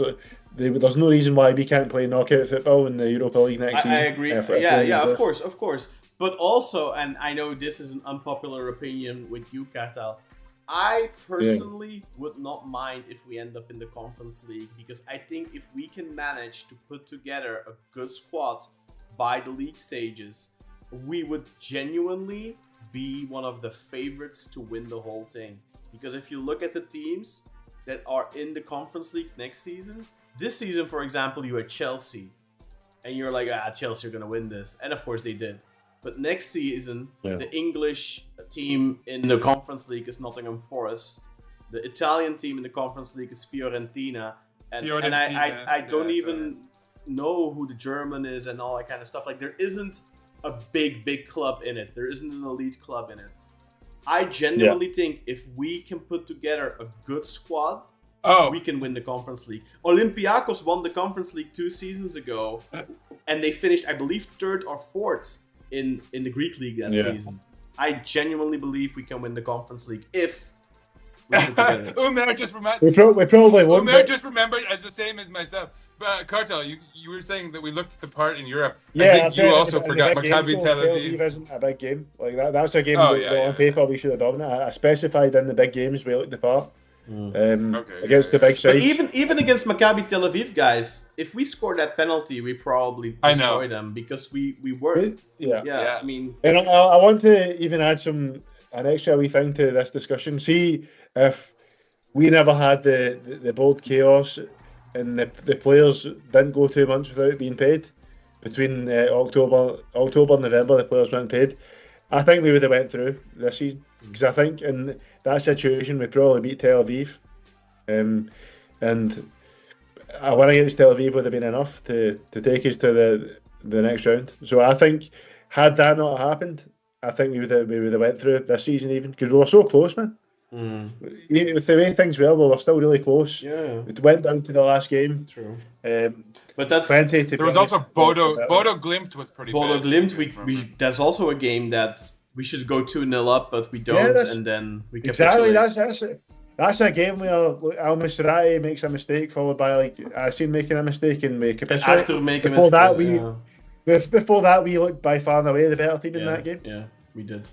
Yeah, we almost scored the second goal, and they cleared. I think Rafa. Rafa, man, that was Rafa's spell has been very wasteful, man. You kept missing chances. Well, I didn't even put that on Rafa because I think he beat the goalkeeper, and then a defender slid it away in front of the line. So I don't even think you can blame him there. To be honest, I can't 100% remember the position.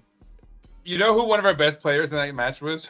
Zaynutdinov. Yeah, he was. That was in that stretch where he came on. And he gave the assist. I think for a month. The assist to the goal. Yeah. I think Zaynutdinov was actually decent in that game, but I think people also blamed him for the second goal. They did, even though I did personally. But that wasn't super fair, though, to blame him for that one. I think. Yeah, I don't think they should have. But I mean, I think that's one of those things as well with Zaynutdinov is when he has played, most of the time he's good. He's decent. He's a good player, man. He's just fucking injury prone, man. Hamstring injury. Yeah. Comes back, another hamstring injury. Comes back, another hamstring injury. Which you can't keep a guy like that around, man. It's just not something. And also because who are we talking about? Zaynutdinov? Yeah. And also because there's were they all hamstring injuries? I didn't know. There's a market for him still in Russia, so we need to.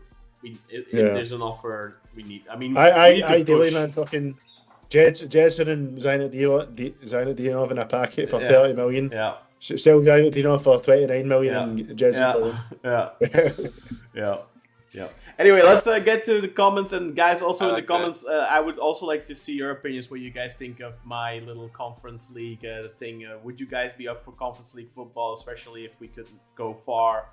Would you take a conference league semi or final, especially a final, over second round of the Europa League, for example? And let's get to those comments. Yeah, that's a good. I like that phrasing. Yeah, it's a good. Well, I think I'd take framing. A good framing. I'd take the Europa League second round over the semi-final, but I think I'd be swayed to take the final. I mean, I know your brother's really not keen on the conference league. Like he wouldn't even. Yeah. He said in the past, I wouldn't even want to win it.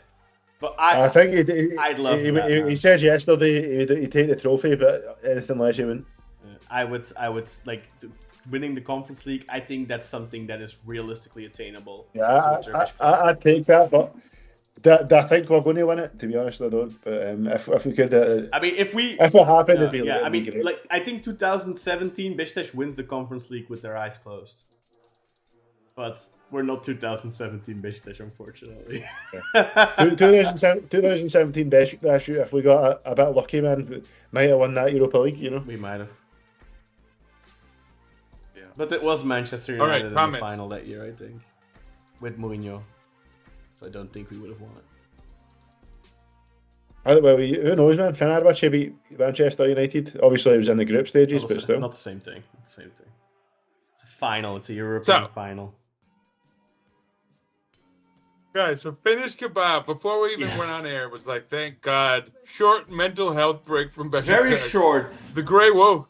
Very Too short. short. Yeah. Apparently only a month and a half. That's crazy. Although I'm excited.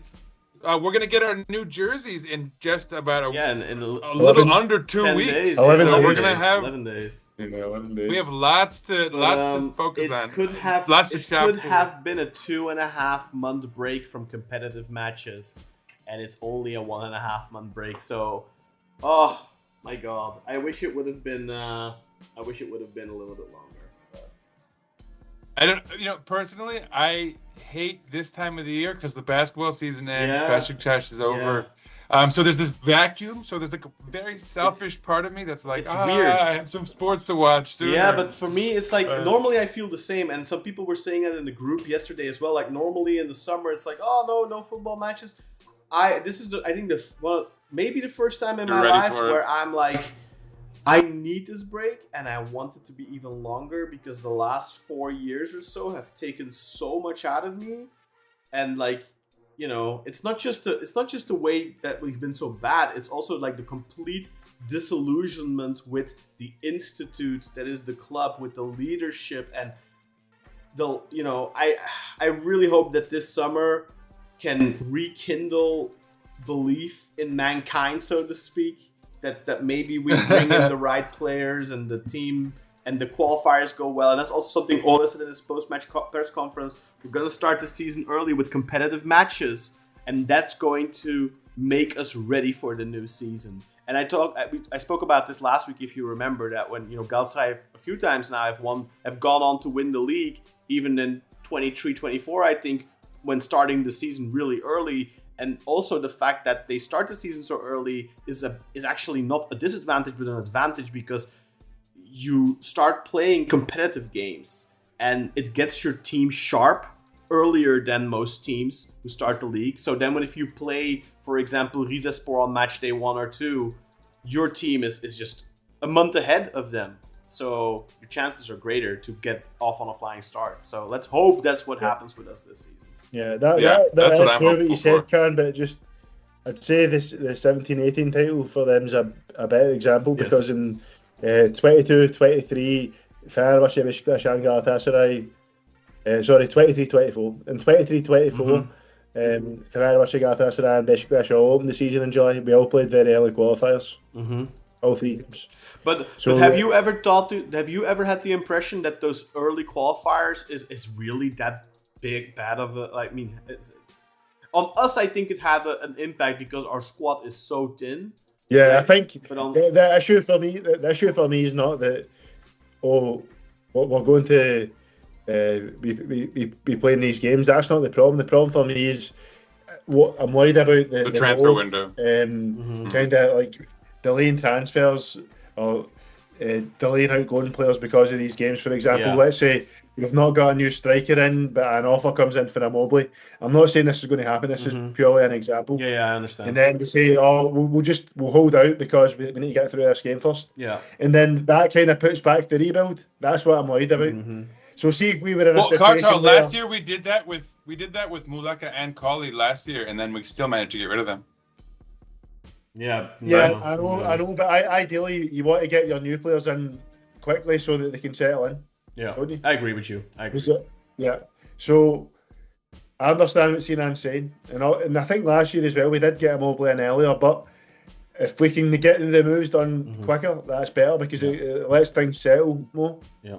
Whereas if we're waiting to do business, it gives less time for things to settle. So that's what I'm worried about. It's not so much the games. Like, see if we had a team that was ready, which realistically, unless the coefficient of the league shot like it was a couple of years back, obviously it's rebounding now. You wouldn't really be playing qualifiers if you're in a good spot like Galatasaray just now. But let's say we were like Galatasaray 2 years ago, where we're in a good spot squad-wise, and we're starting the season earlier. It wouldn't bother me at all. Yeah. But see, because we need to do such a big job in the transfer market, and we've got these games during the most pivotal time, that's what concerns me, man. Yeah. We start our season officially on the 1st of July. Beşiktaş will start their training camp on the 1st of July, so with 23 days to go until that first game. That's probably a week later. Normally you want to start like roughly a month out, but it's a little bit less than a month. It's a week less than a month. It's 3 weeks out from the first official game. But, with what Settle Adala said is that they want to finish those 3 transfers before the training camp. So if we are to believe our president, then 3 important key signings will have been done before then. So let's cross our fingers, right? I mean, I was saying Karta before you got here. Were you here before me? No, You I don't was, remember but how this you was started. for dinner. No, you were. You were away. That's right. I was saying, Karta, that we really should have at least one pretty big transfer in, for when these jerseys get dropped, which is soon, right? Because that's right. Selling shirts is a lot easier when you can put a marquee signing on the fans the blocked Mamudu Bayo.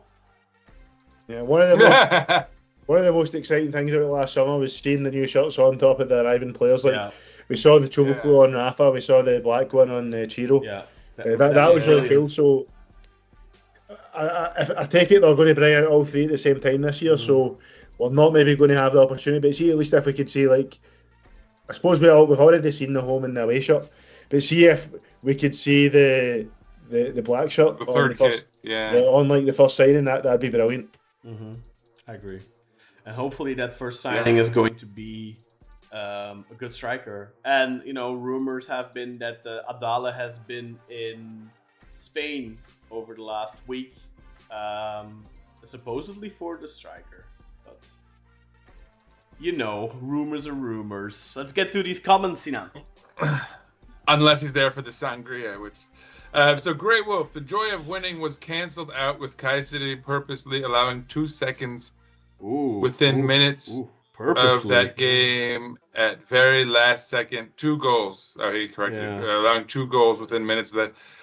Even winning came with a heartbroken despair and anger. I know everyone is saying, thank goodness the season ended. We all think about it. I don't think they will allow that. They will do something so incompetent and stupid, probably in the transfer or lack of, where all of us will react angry, disheartened, and be like, what the fuck are they doing? Why? Boy, Grey Wolf, that's a lot of I don't think I share that sense of negativity at the moment.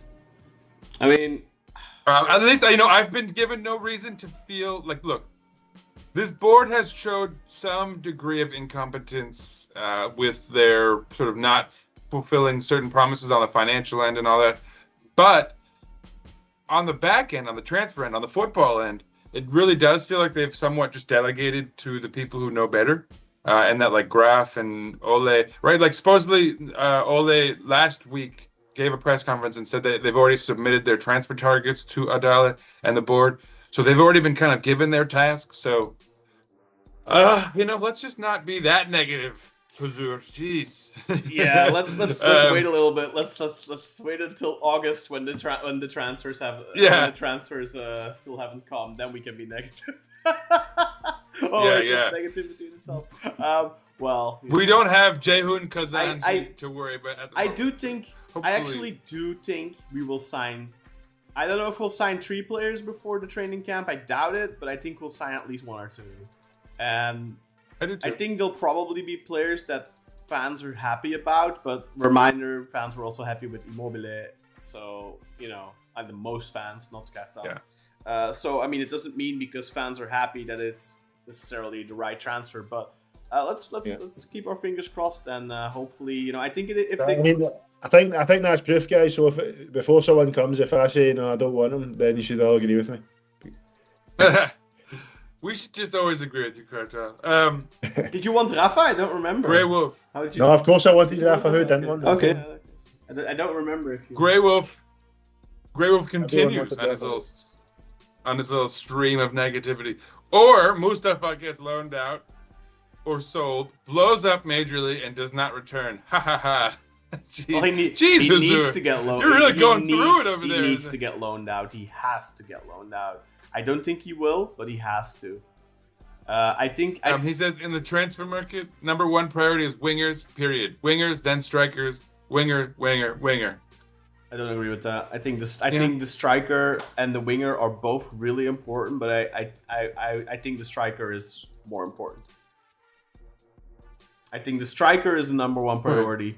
I think if we can get a striker that can carry that front line on his back, and that can score goals from every sort of situation, not just with his feet like Ciro, but also with his head, and with his back towards goal, and from the edge of the area, and all that kind of stuff, and who has the physicality to bully defenders. That's what we need. Yeah. And I'm ponderous because the chance creation was a huge it was. I mean, I guess look, we'll have to do a whole episode on this type of. We have to do the Marry, F, and Kill episode next week, right? With the season review. Right, yeah. We'll do. Yeah, I still have to fill out that little season review. Form. I don't know. I don't want to spend too much time talking about the season. I mainly just want to talk about next season. So the whole MFK, start, bench, loan, sell thing. That I think that's something that's going to be a big part of it. And I mean, there's. I got to fill out that thing that Yasin made. Well, of course, we'll talk about player of the season, but I think we'll be quite quickly done with that conversation because it's pretty obvious who that's going to be. It's Rafa Silva. Spoiler alert! So, player of the season, maybe goal of the season, something like that. And then, highlights of the season, which were the best games. But again, pretty straightforward. And then we can talk about low point of the season and dud of the season and stuff like that. We can talk about that kind of stuff. Oh yeah. I need to write these things down because I was gonna say I'm way too prepared for this because I've been doing that on the sporting report, so I have like a notebook full of these moments. Well, actually, there you go. Nasser, good to see you in the chat, my friend. That's the issue with a lot of these X accounts. They cherry pick clips and add their own spin, making it easy for things to be taken out of context. This was the whole. Clips is different still. Okay, you can clip a clip, and then they're just making up language. Can trim a clip, but those are still the actual words said. And yes, you can trim them in such a way that they don't provide the proper context. But there's still a difference between doing that and by adding words and changing the meaning of shit, intonation and stuff like that, and there's still a big difference. I think the Turks do it better and they go above and beyond in that kind of shenanigans. And do it better in quotes. Yeah. And then we had the whole thing about the press when I asked the question. We got a good bunch of answers from Uzcan, which I already read, and Nasser. He said, we're gonna have to go into. I think we've already basically tackled that conversation. Grey Wolf, the team also needs to improve on set pieces. They have been horrible for years now. Yeah, I mean that's really a transfer issue. Two issues maybe. We need one guy who can deliver, and then we need someone who can head the ball. I don't know if you guys noticed, but Omar Colley kept coming to watch us play towards the end of the season. I wonder what that was all about. So, all right, Nasser, I'm really hoping they back Ole with the right players. It might sound like a broken record, but they can't afford to get it wrong in the market. Even if they bring in some good players, it still won't be enough to truly challenge or even compete seriously in the cup competitions because the squad lacks depth and overall quality. And the only thing I'll say to that, Nasser, is I don't think we've been given any assurances that we won't resolve our depth issues. I think the three starters talk is sort of separate from depth. Hopefully the club is very aware. Another rumor, Sinan, I don't know if you saw this, your favorite journalist, Serkan Dikme, he said that Edward Graaf is eyeing two diaspora Turks from Germany to replace Onur Bulut at right back. So, that's, you just said like four of my favorite words. I think he said replace. I think he said that the Beşiktaş have reached the final stages of negotiations with two diaspora Turks in Germany who are playing second or third Bundesliga. Third Bundesliga. The level is questionable, but if Graf's watched them and thinks that they could be useful for Beşiktaş, who are we to say no? These will probably be young players, right? They'll probably be early 20s, maybe even late teens. Why is there? Not to mention, speaking of a balloon. Speaking of question. Can you see? Oh, hey, there you go. Not really. My It's not my showing up camera for is some doing the reason. Oh. funky stuff, man. It's ignoring the balloon. See, Yeah. the balloon is blurring out my face. Why does this fucking AI, man? That's so weird. It's like, that's I not a forgot what I was about to say. face. What were we just talking about? We were talking What were about you Ono Bulut, but before that... Oh yeah. Speaking of questionable talent, Kartal, you're saying the level of their talent is questionable for those kids coming. I would say that the level of Onur Bulut's talent is questionable as well. He comes from the third Bundesliga or something, right? Yeah, so yeah. But I mean, they could be great, but there obviously there is a bit of doubt in your mind as to whether they'll be able to bring an instant impact just based off of the level they were playing at. I mean, Keran Karaman, for example, is a great player in Bundesliga too, but was shit for us. So and when's the last time we brought in a player from Germany, a diaspora Turk from Germany, a young Turk that actually panned out? I think Tall Guy is old. Tall Guy. To be right, Tall Guy was after that, but what I would say though, Can, is like Tall Guy was already like pretty established. He was a known player. Yeah, he was established. That's the word I'm looking for. He was established at Hamburg. He was 2021. So How old was he? Like 23, I guess, when we brought him. 23, 24. He's playing for Hamburg. Quite a big team. I think the last one that we kind of took out of obscurity and was good was Olje, and that was what 13 years ago we signed him. And he wasn't young. Like he was like 24, 25 as well already when we brought him. Yeah. Are you guys saying that? Are you guys saying that you're not huge fans of Ozan Aydoğan? Is that? Yeah, exactly. I mean, if you what I'm look at all understanding? the other ones, like back in the 90s, for example, we used to bring these kids like Ahmet Dursun to Turkey, and they'd explode and they'd be really good. And we wouldn't be the only ones, Like I think Ümit Karan came from Germany, Ilhan Mansız came from Germany. Like there was a whole generation, Tayfur, a whole generation of the national team were German-born Turks. And a lot of the better Turks in the league were German-born Turks. But in the last 2 decades or so, maybe 10, 15 years, I think that has diminished significantly. Like I think that the good talents we haven't really been able to bring. I think Cenk Tosun is also a good example of a player like that, by the way, that we forgot. Cenk is probably the most successful one, if you think the last great success German-born Turk. I think in maybe in Beşiktaş for sure. I don't know about the rest. I don't know if Galatasaray and Fenerbahçe have had like a German-born Turk do really well. And the thing about Cenk as well, because he was already established from his time at Gaziantep, it's a wee bit different. No, of course. But I mean, the same thing happened with Ilhan, right? And Tayfur. They were already established, but they also both came from Germany. You had also guys like Mustafa Doğan who went to Fener, and Önder Turaci came from Belgium. You had a bunch of those, but it's been a while since we've signed a good diaspora Turk that really did well. Like Ozan Aydoğan, you just mentioned, Sinan, and then there have been a couple of what was the other one? Muhayyer Oktay. The handsome guy. But is Fener's right back? I want to say is like Mert Mulder, or is one of their. Mert Mulder is also Turkish. Yeah, he's German born, right? Mert Mulder, but like at least he was established as well already, right? Like playing for Sassuolo and stuff like that. So yeah. And they paid a pretty penny for him. I think they got him from a French team too. I think they paid like 5 million. Maybe it was million. Sassuolo. I mean, Faisal Sarr. I keep saying Faisal. Yusuf Sarr. He's French. He's French actually.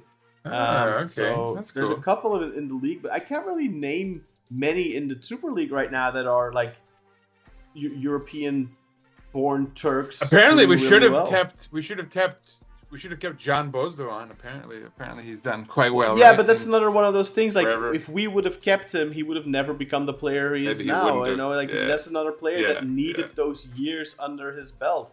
We could have signed him and then loaned him out, and then maybe now he'd be a good player for us. But if we would have kept him for depth at the time, it would have been then nothing. now we'd be one of those players who are like, we need to get rid of this guy because he's taking up, he's costing us too much money. That's what we would be like now. And that's the same thing that's probably going to end up happening with Mustafa if we keep him, because he won't develop into the player he can become because he needs to play. Yeah. All right, back to the chat. We have Uzjan saying Bodrum were the team with the third least goals conceded before the game. Joint with Fener, how bad they were defensively this game shows how much they had checked out. Yeah, no doubt. I mean, my only counter is that like Rafa had also checked out on our end, but I think that's probably also because we took such an early commanding lead. So yeah, I mean, it is what it is. Last game of the year. Grey Wolf, the team also needs a replacement goalie now. That's probably asking for too much, pal. Atil, Guns N' Roses are playing at our stadium tonight. I need a pick of Slash in a Beşiktaş jersey. I would argue that given his age and probably where he is appearance-wise, you know. How old are they now? Like maybe you want or something? Yeah, they're pretty up there, man. Maybe you want, like, I bet they have like a young, like, drummer or something. You know, they probably had to replace some piece of the band. That you could probably get a more flattering photo. By the way, guys, I've noticed there's not a lot of likes on the episode yet. Please hit the like button if you haven't yet, because there's a bunch of you watching. But you know, push that button. Yeah, like, follow, subscribe. Also, hit the notification button so that you're notified as soon as we go live and all that. That's helpful. Especially if you're not in like the WhatsApp group chat or something like that. We always notify people in there before we're going to go live and stuff. Yeah. But if you're not in there, definitely hit that bell notification so you're notified whenever we go live. Grey Wolf with an interesting question. Do you like and prefer the amount of subs allowed now or prefer the 3 subs? I prefer 5. I like 5. Yeah. I don't. I think 5 is good. I also think I also think it's really good that they've instituted this new concussion protocol where, you know, if somebody has has had trauma, that you can get an 6 sub. I think it's really good. I think the 5. Besides, I never think they're gonna change this anymore because, you know, it's standard now, right? The 5 subs. I think 5 subs is good. Gives manager more. And options. I think considering the increased match load on players these days too, like it's even more positive, I think. 100%. Carlito, good to see you in the chat. The financier, good evening, gents. The Samet Aybaba Menemen season is over. Looking the part in red. Oh yeah, I should show off. I finally get to wear this one. I mean, I guess this is the second time I get to wear the red shirt. I mean, it really is just a template jersey, if we're gonna be honest. But I mean, it's a nice, you know, it's red. Yeah. And also, by the way, guys, if you wanna see some badges next to your name or a different color in the chat for your name, if you become a YouTube member, you will get a nice badge next to your name in the chat, and your color also changes. Yeah. Finnish kebab, please give Pax in the second round. First of all, not Swedish kebab, it's Paxi. You know, any Hungarian football fan would know. I'm kidding. I literally just read their name for the first time when Khan put them up like 20 minutes ago. I hadn't even heard of them before. But Paxi. Yeah. Nasser, LOL, I'll tell you now. Ole's been seriously unlucky with cup draws. Back when he was at United, he always seemed to end up with the tougher opponents. And then Umer said, hey, did you forget about the Tel Aviv disaster? Kartal was like, no. You know, he was talking about the bigger matches. He said we looked pathetic in that game, but of course there is context to that to that with the chaos. Grey Wolf, unfortunately, Beşiktaş has never done well in European competitions except for that one year in the UEFA Cup. I feel like you're forgetting a pretty big one, Huzur. When we were in the Champions League, and we've had good runs in the Europa. Did pretty well too. Good runs in the Europa League. Yeah, we had a couple good Europa League. Yeah, we've had. You know, 2003 we had a good run to the quarterfinals.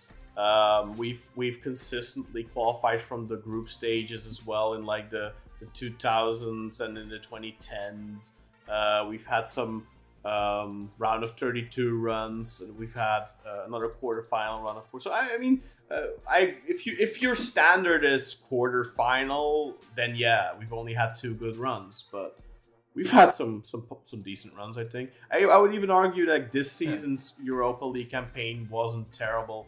And like Katel said, you know, if you know the whole chaos around one result goes our way, the Maccabi game, or if we maybe don't capitulate in Glimt, or if we, you know, a little bit more the game against Frankfurt, if when the referee gets called to VAR, if they don't decide offside and they give that red card after 7 minutes, possibly a different Totally game different again. outcome. So And we were good in that we were game. good too, in that like, game, despite and the they. scoreline. I really think they should have gotten a red card there. I think they got saved. I think they got Yeah. bailed out there by the refs because they didn't. The refs did 100%. not want to make that decision, and so they. Early in the game, Yeah. we never get that fucking benefit. No, of we the don't, doubt, because so a it's couple fucking- seconds later they give Frankfurt the penalty. Didn't hesitate a second. Exactly. Was a penalty, of course. Exactly. Yeah, it was.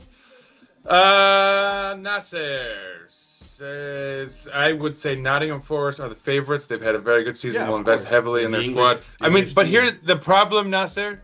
The problem with the English teams in general, though, is they throw money at all their problems, but they don't necessarily always. Right, like Man U is a prototype for this, right? It doesn't always come together, and so Well, money doesn't they- always equal yeah. success. Or like I mean, there are tons of examples, right? PSG, who were just throwing money at their thing Yeah. for years, didn't win shit, and then they finally took a more holistic approach.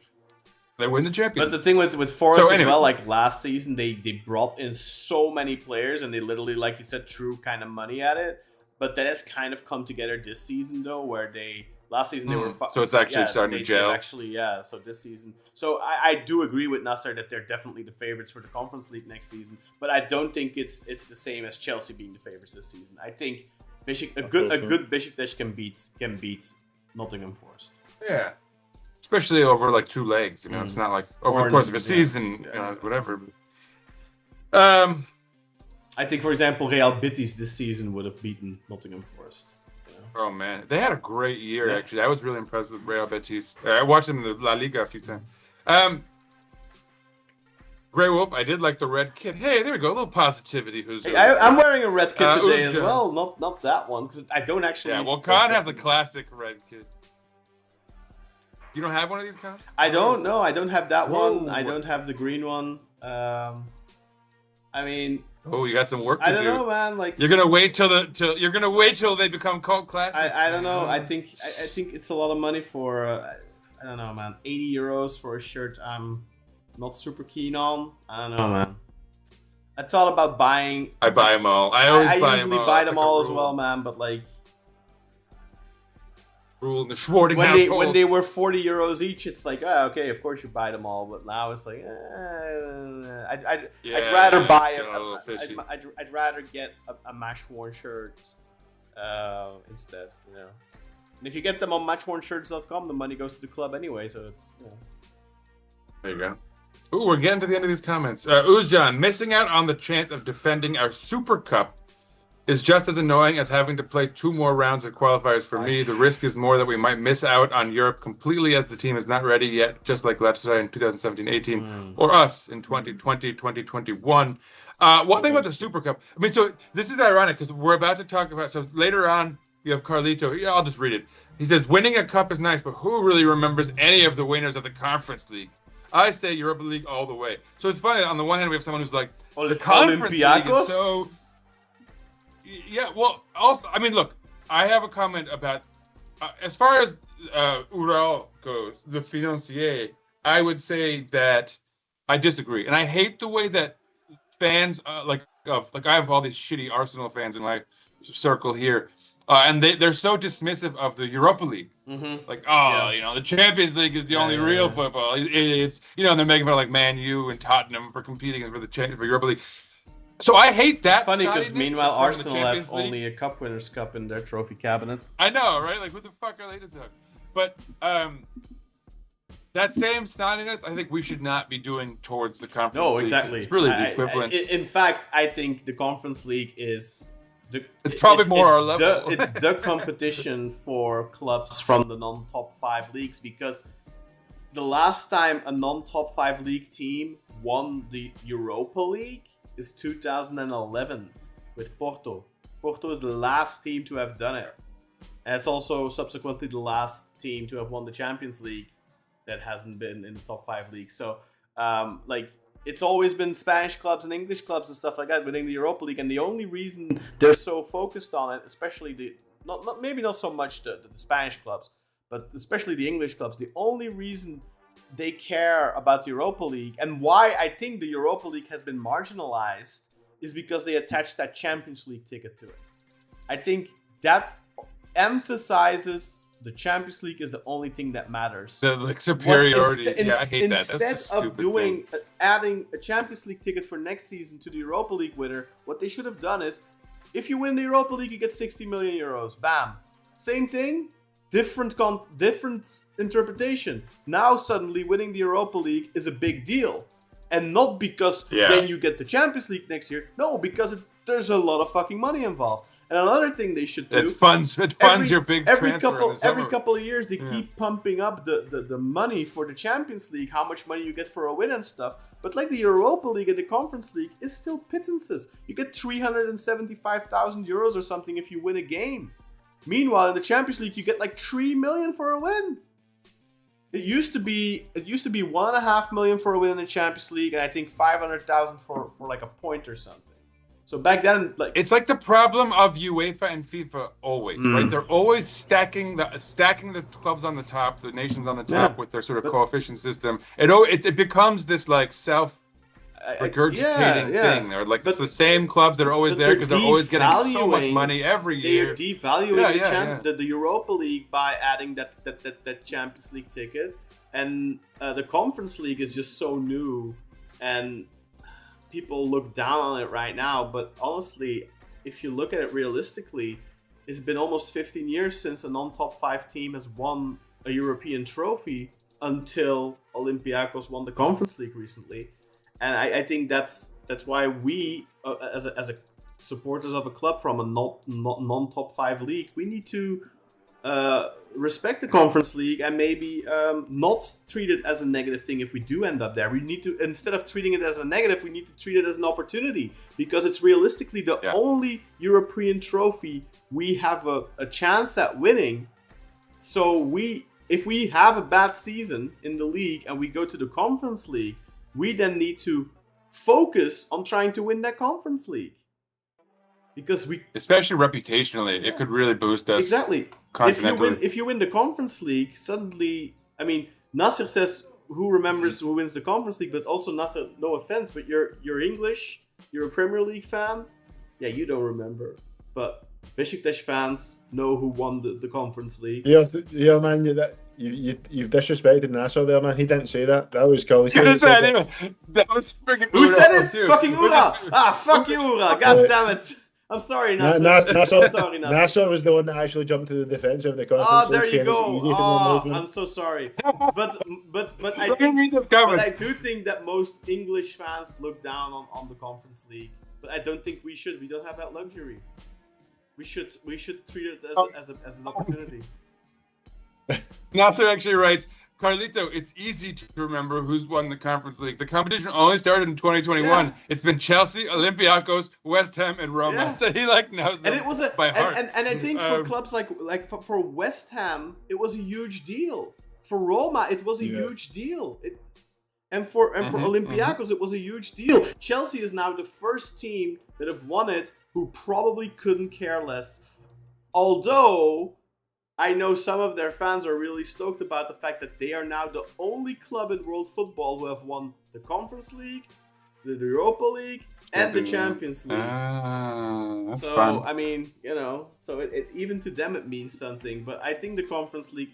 And the only reason it wouldn't mean something to them is because of their sort of delusions of grandeur, right? That they feel like we should be winning the Champions League and competing with Man City. And it's like, yeah, okay, pal, but you're like a mid-table side now, so relax. Like, take what you can get.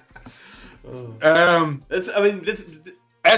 wait, as we're talking about how much we all respect the Conference League, I will say, back to Özcan's comment, I do not give a flying fuck about the Turkish Super Cup.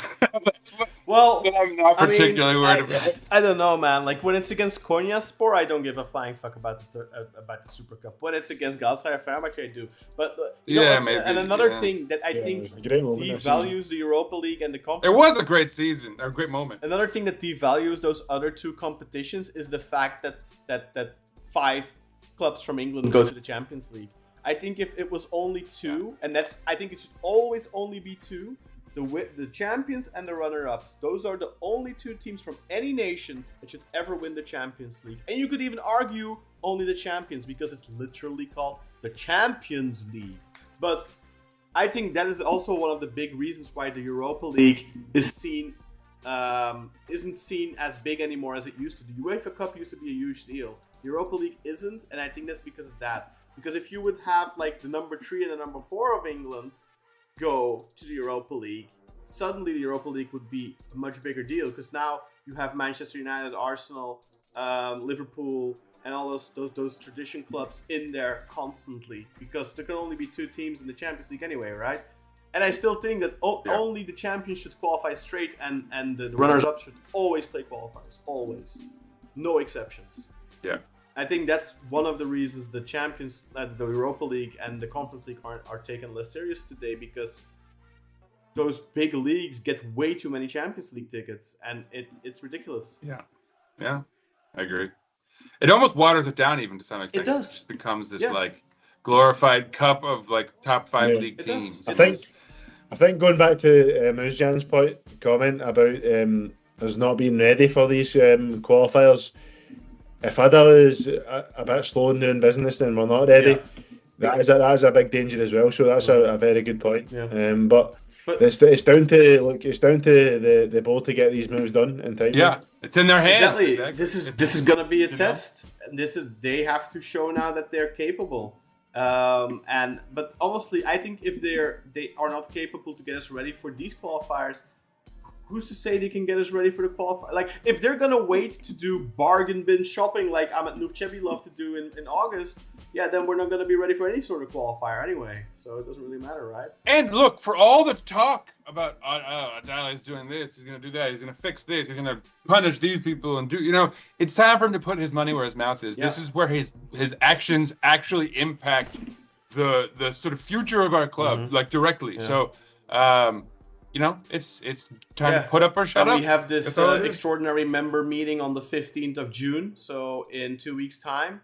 And that sounded troubling. And, yes. What, guys, folks, watch Khan and the Financier did a really fantastic sort of coverage of that news story. Yeah. Check that out because we probably don't. Rather than us talking about it here, you should check that out. It's currently members only, but that's mainly just because I didn't want to publish it without subtitles. So the subtitles are up now, but I didn't want to publish it today because we have the live show today. But I'll probably be publishing it on Wednesday, so everyone can watch it. But there's this extraordinary member meeting, and it's completely going under the radar right now. It was going under my radar as well, but Ural went in there and he actually figured out all the stuff, and there's some major implications there, even to the extent that the club could end up being sold through a backdoor means.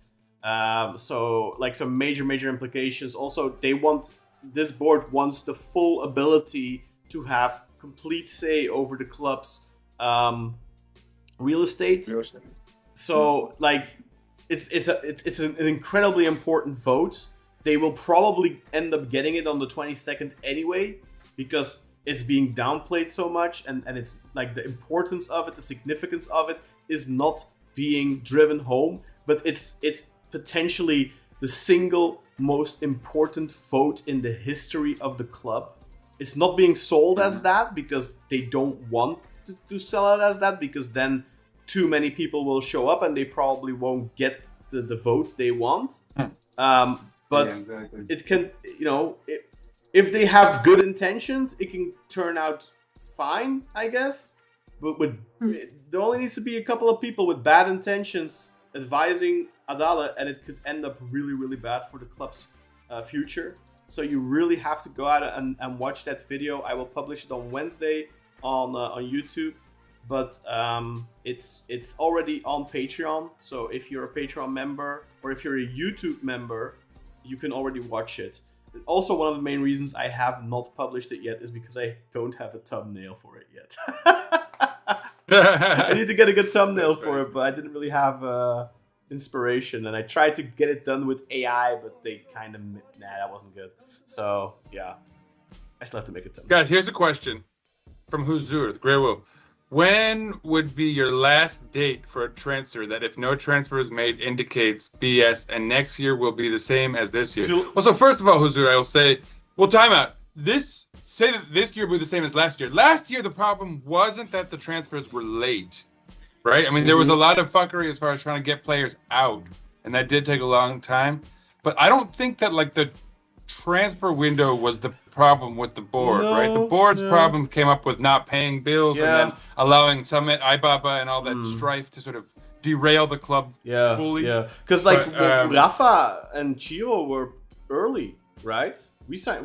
Rafa came in June, man. Yeah, exactly. So did Rafa- Chiro too. Rafa came on the I think. 25th of June, which I remember because it was also my wedding anniversary. And if you remember back to the episode after we signed Rafa, I said it was a great wedding anniversary gift from Hussein Yücel. But wasn't and Chiro got the black shirt got presented with Chiro, so I think- that must have been. I think that early. was like mid-July, like 11th of Oh, okay. 11th of July. Okay, or so something. it's pretty late then.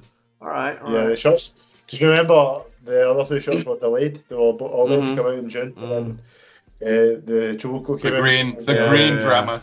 The other two came out in July. I mean, I think again, like we need to sign at least one of these three, and I'm not, I'm gonna call them big transfers, not necessarily because they're like big names, but like key transfers. The ones that we need the most. Yeah. So I think the striker, probably, like I said, the most important one. I think that one needs to come in June, and I think also a winger needs to. I think if those two come in June, but if one of them comes in June, I think that's like a declaration of intent.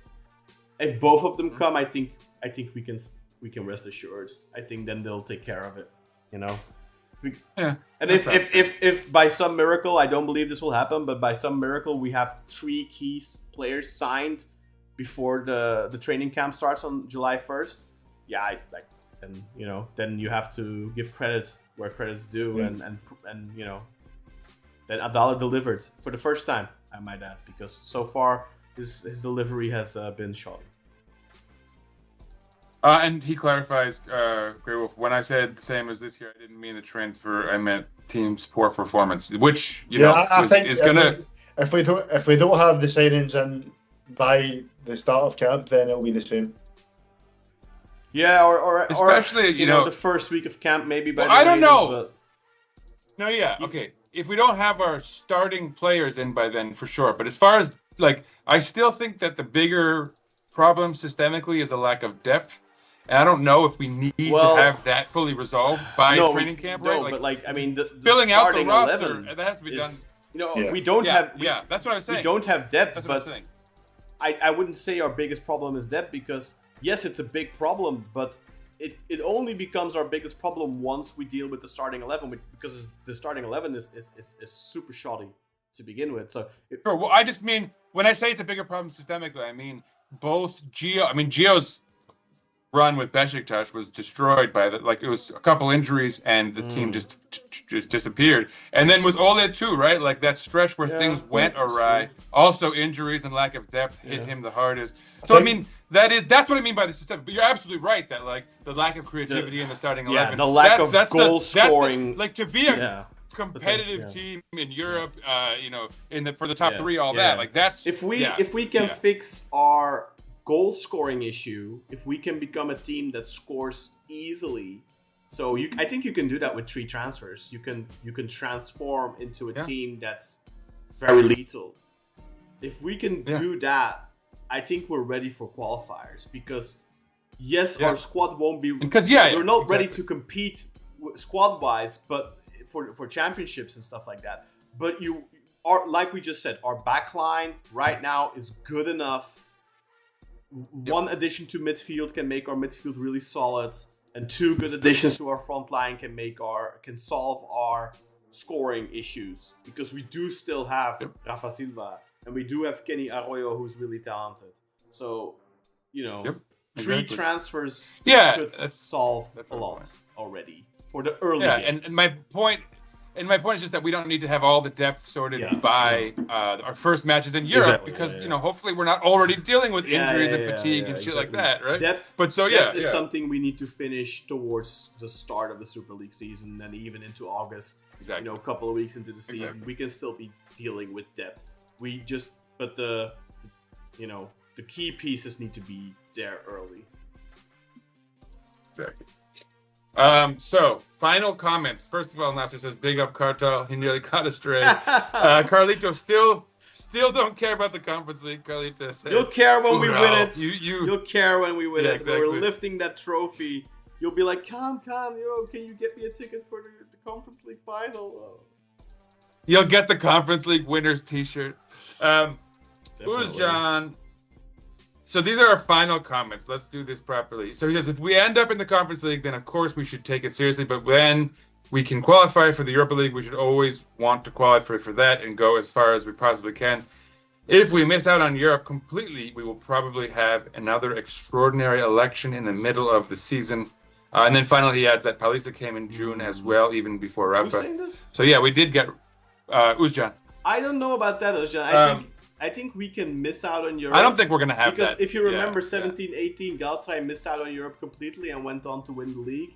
I think if we, I'm not hoping for this, but I don't think that necessarily needs to mean extraordinary elections. Yeah, I hope not, man. I just want to see this term without any elections. Stability. Yeah, exactly. I just want stability, man. That's Exactly. good. Yeah.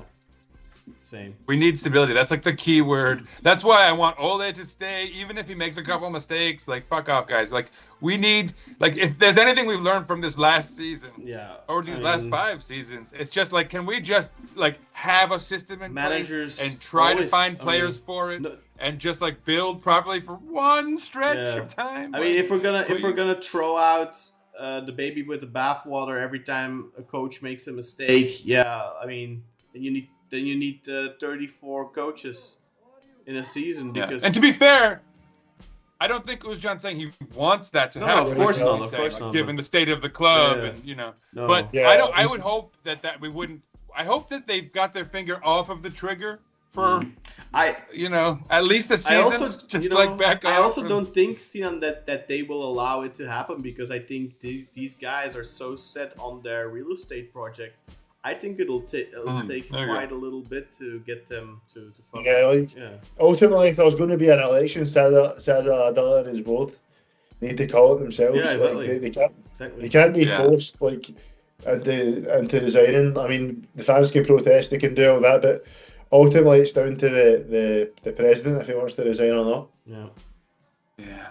Or So I think if a certain amount of board members resign, then it forces an election as well. So one of the two. Yeah, but they won't because they all have. I think they all have stakes in it. Yeah. You know, if they're gonna be involved in these real estate projects, then they're not gonna. Yeah. Anyway, watch that video. well, yeah, guys, definitely watch it. Khan put it out. But yeah, stay tuned, everyone. It's gonna be a fun summer. I have a feeling. There's so much that needs to be done. Usually this is where I tell like, oh, our next match is coming Sunday. No, we don't have any of that. We don't have our friendly schedule yet. We have no idea what's gonna come next, except that we'll be back, of course, next week. Transfer news. So hopefully talk about, or at least like the rumblings. We'll do our season review, season preview. There's so much to discuss. Obviously, we got to do our F, Marry, Kill. We have a fancy little graphic thing that we've got to put up. Each of us is going to have our little version of that. We got to talk about our player of the year. Yeah, I mean, so we have so much fun stuff coming ahead. Stay tuned for it. Like, follow, subscribe, click on the notifications so you can be informed when we start. Check out our Patreon. It's getting hot and heavy over there. There's lots of fun content. Khan, I feel like you're on 3 a week now at this point, right? You do 2 special episodes, it seems like sometimes. Or if there's a big event to talk about. I mean, obviously, you've got your Schwarting report, which is kicking into high gear now. I've got, the whole power ranking thing. I reviewed the whole season. I realized that my algorithm was giving too many points to players who just appear. So I lowered how many points to give for that, and I redid the whole thing. I spent this last week, I've been staying up till 4 a.m. watching the whole season over again in highlights and doing this just so that we can have a great Schwarting report next month. Of course, Carlito is joining me there to do the board reviews now every month as well. So yeah, the Black Eagles podcast, there's no rest for the weary. We'll be back real soon. Any parting words from you guys? Khan, Karto? I'll just remind those sneaky Galatasaray fans watching that Beşiktash is still the only English podcast out there, man. So you can buy championships, you can't buy a quality English podcast. Or community. Suckers. Karto, parting words. I mean, just stay tuned, guys. We've got a lot of exciting stuff coming up, as Sinan said. So yeah, stay tuned, and hopefully, this is the end of this season. Also means the start of better times ahead. Yep. I'd be remiss not to say it, especially on a day like this. Let's go, Beşiktaş! Peace out, everybody. It's been a hell of a season. Shout! Old time, no comments about Nathan, Mr. Baseball David, finished not winning the ball. Kristen Quirky Gray, Michael Bear, Mr. Positive, Dara the Irish Credential, Mario, Mr. New Jersey Vargas, switching it up, Neil Tari, Sebastian, not a sporting director, Heinab, the Punisher / Vigilante Turk, Nasser, Mr. Manu, Beşiktaş, and of course, the indomitable, indubitable, indefatigable, Financier, the Dutch Eagle. Peace out, everybody! Peace out, 2023-24! Fuck out of here!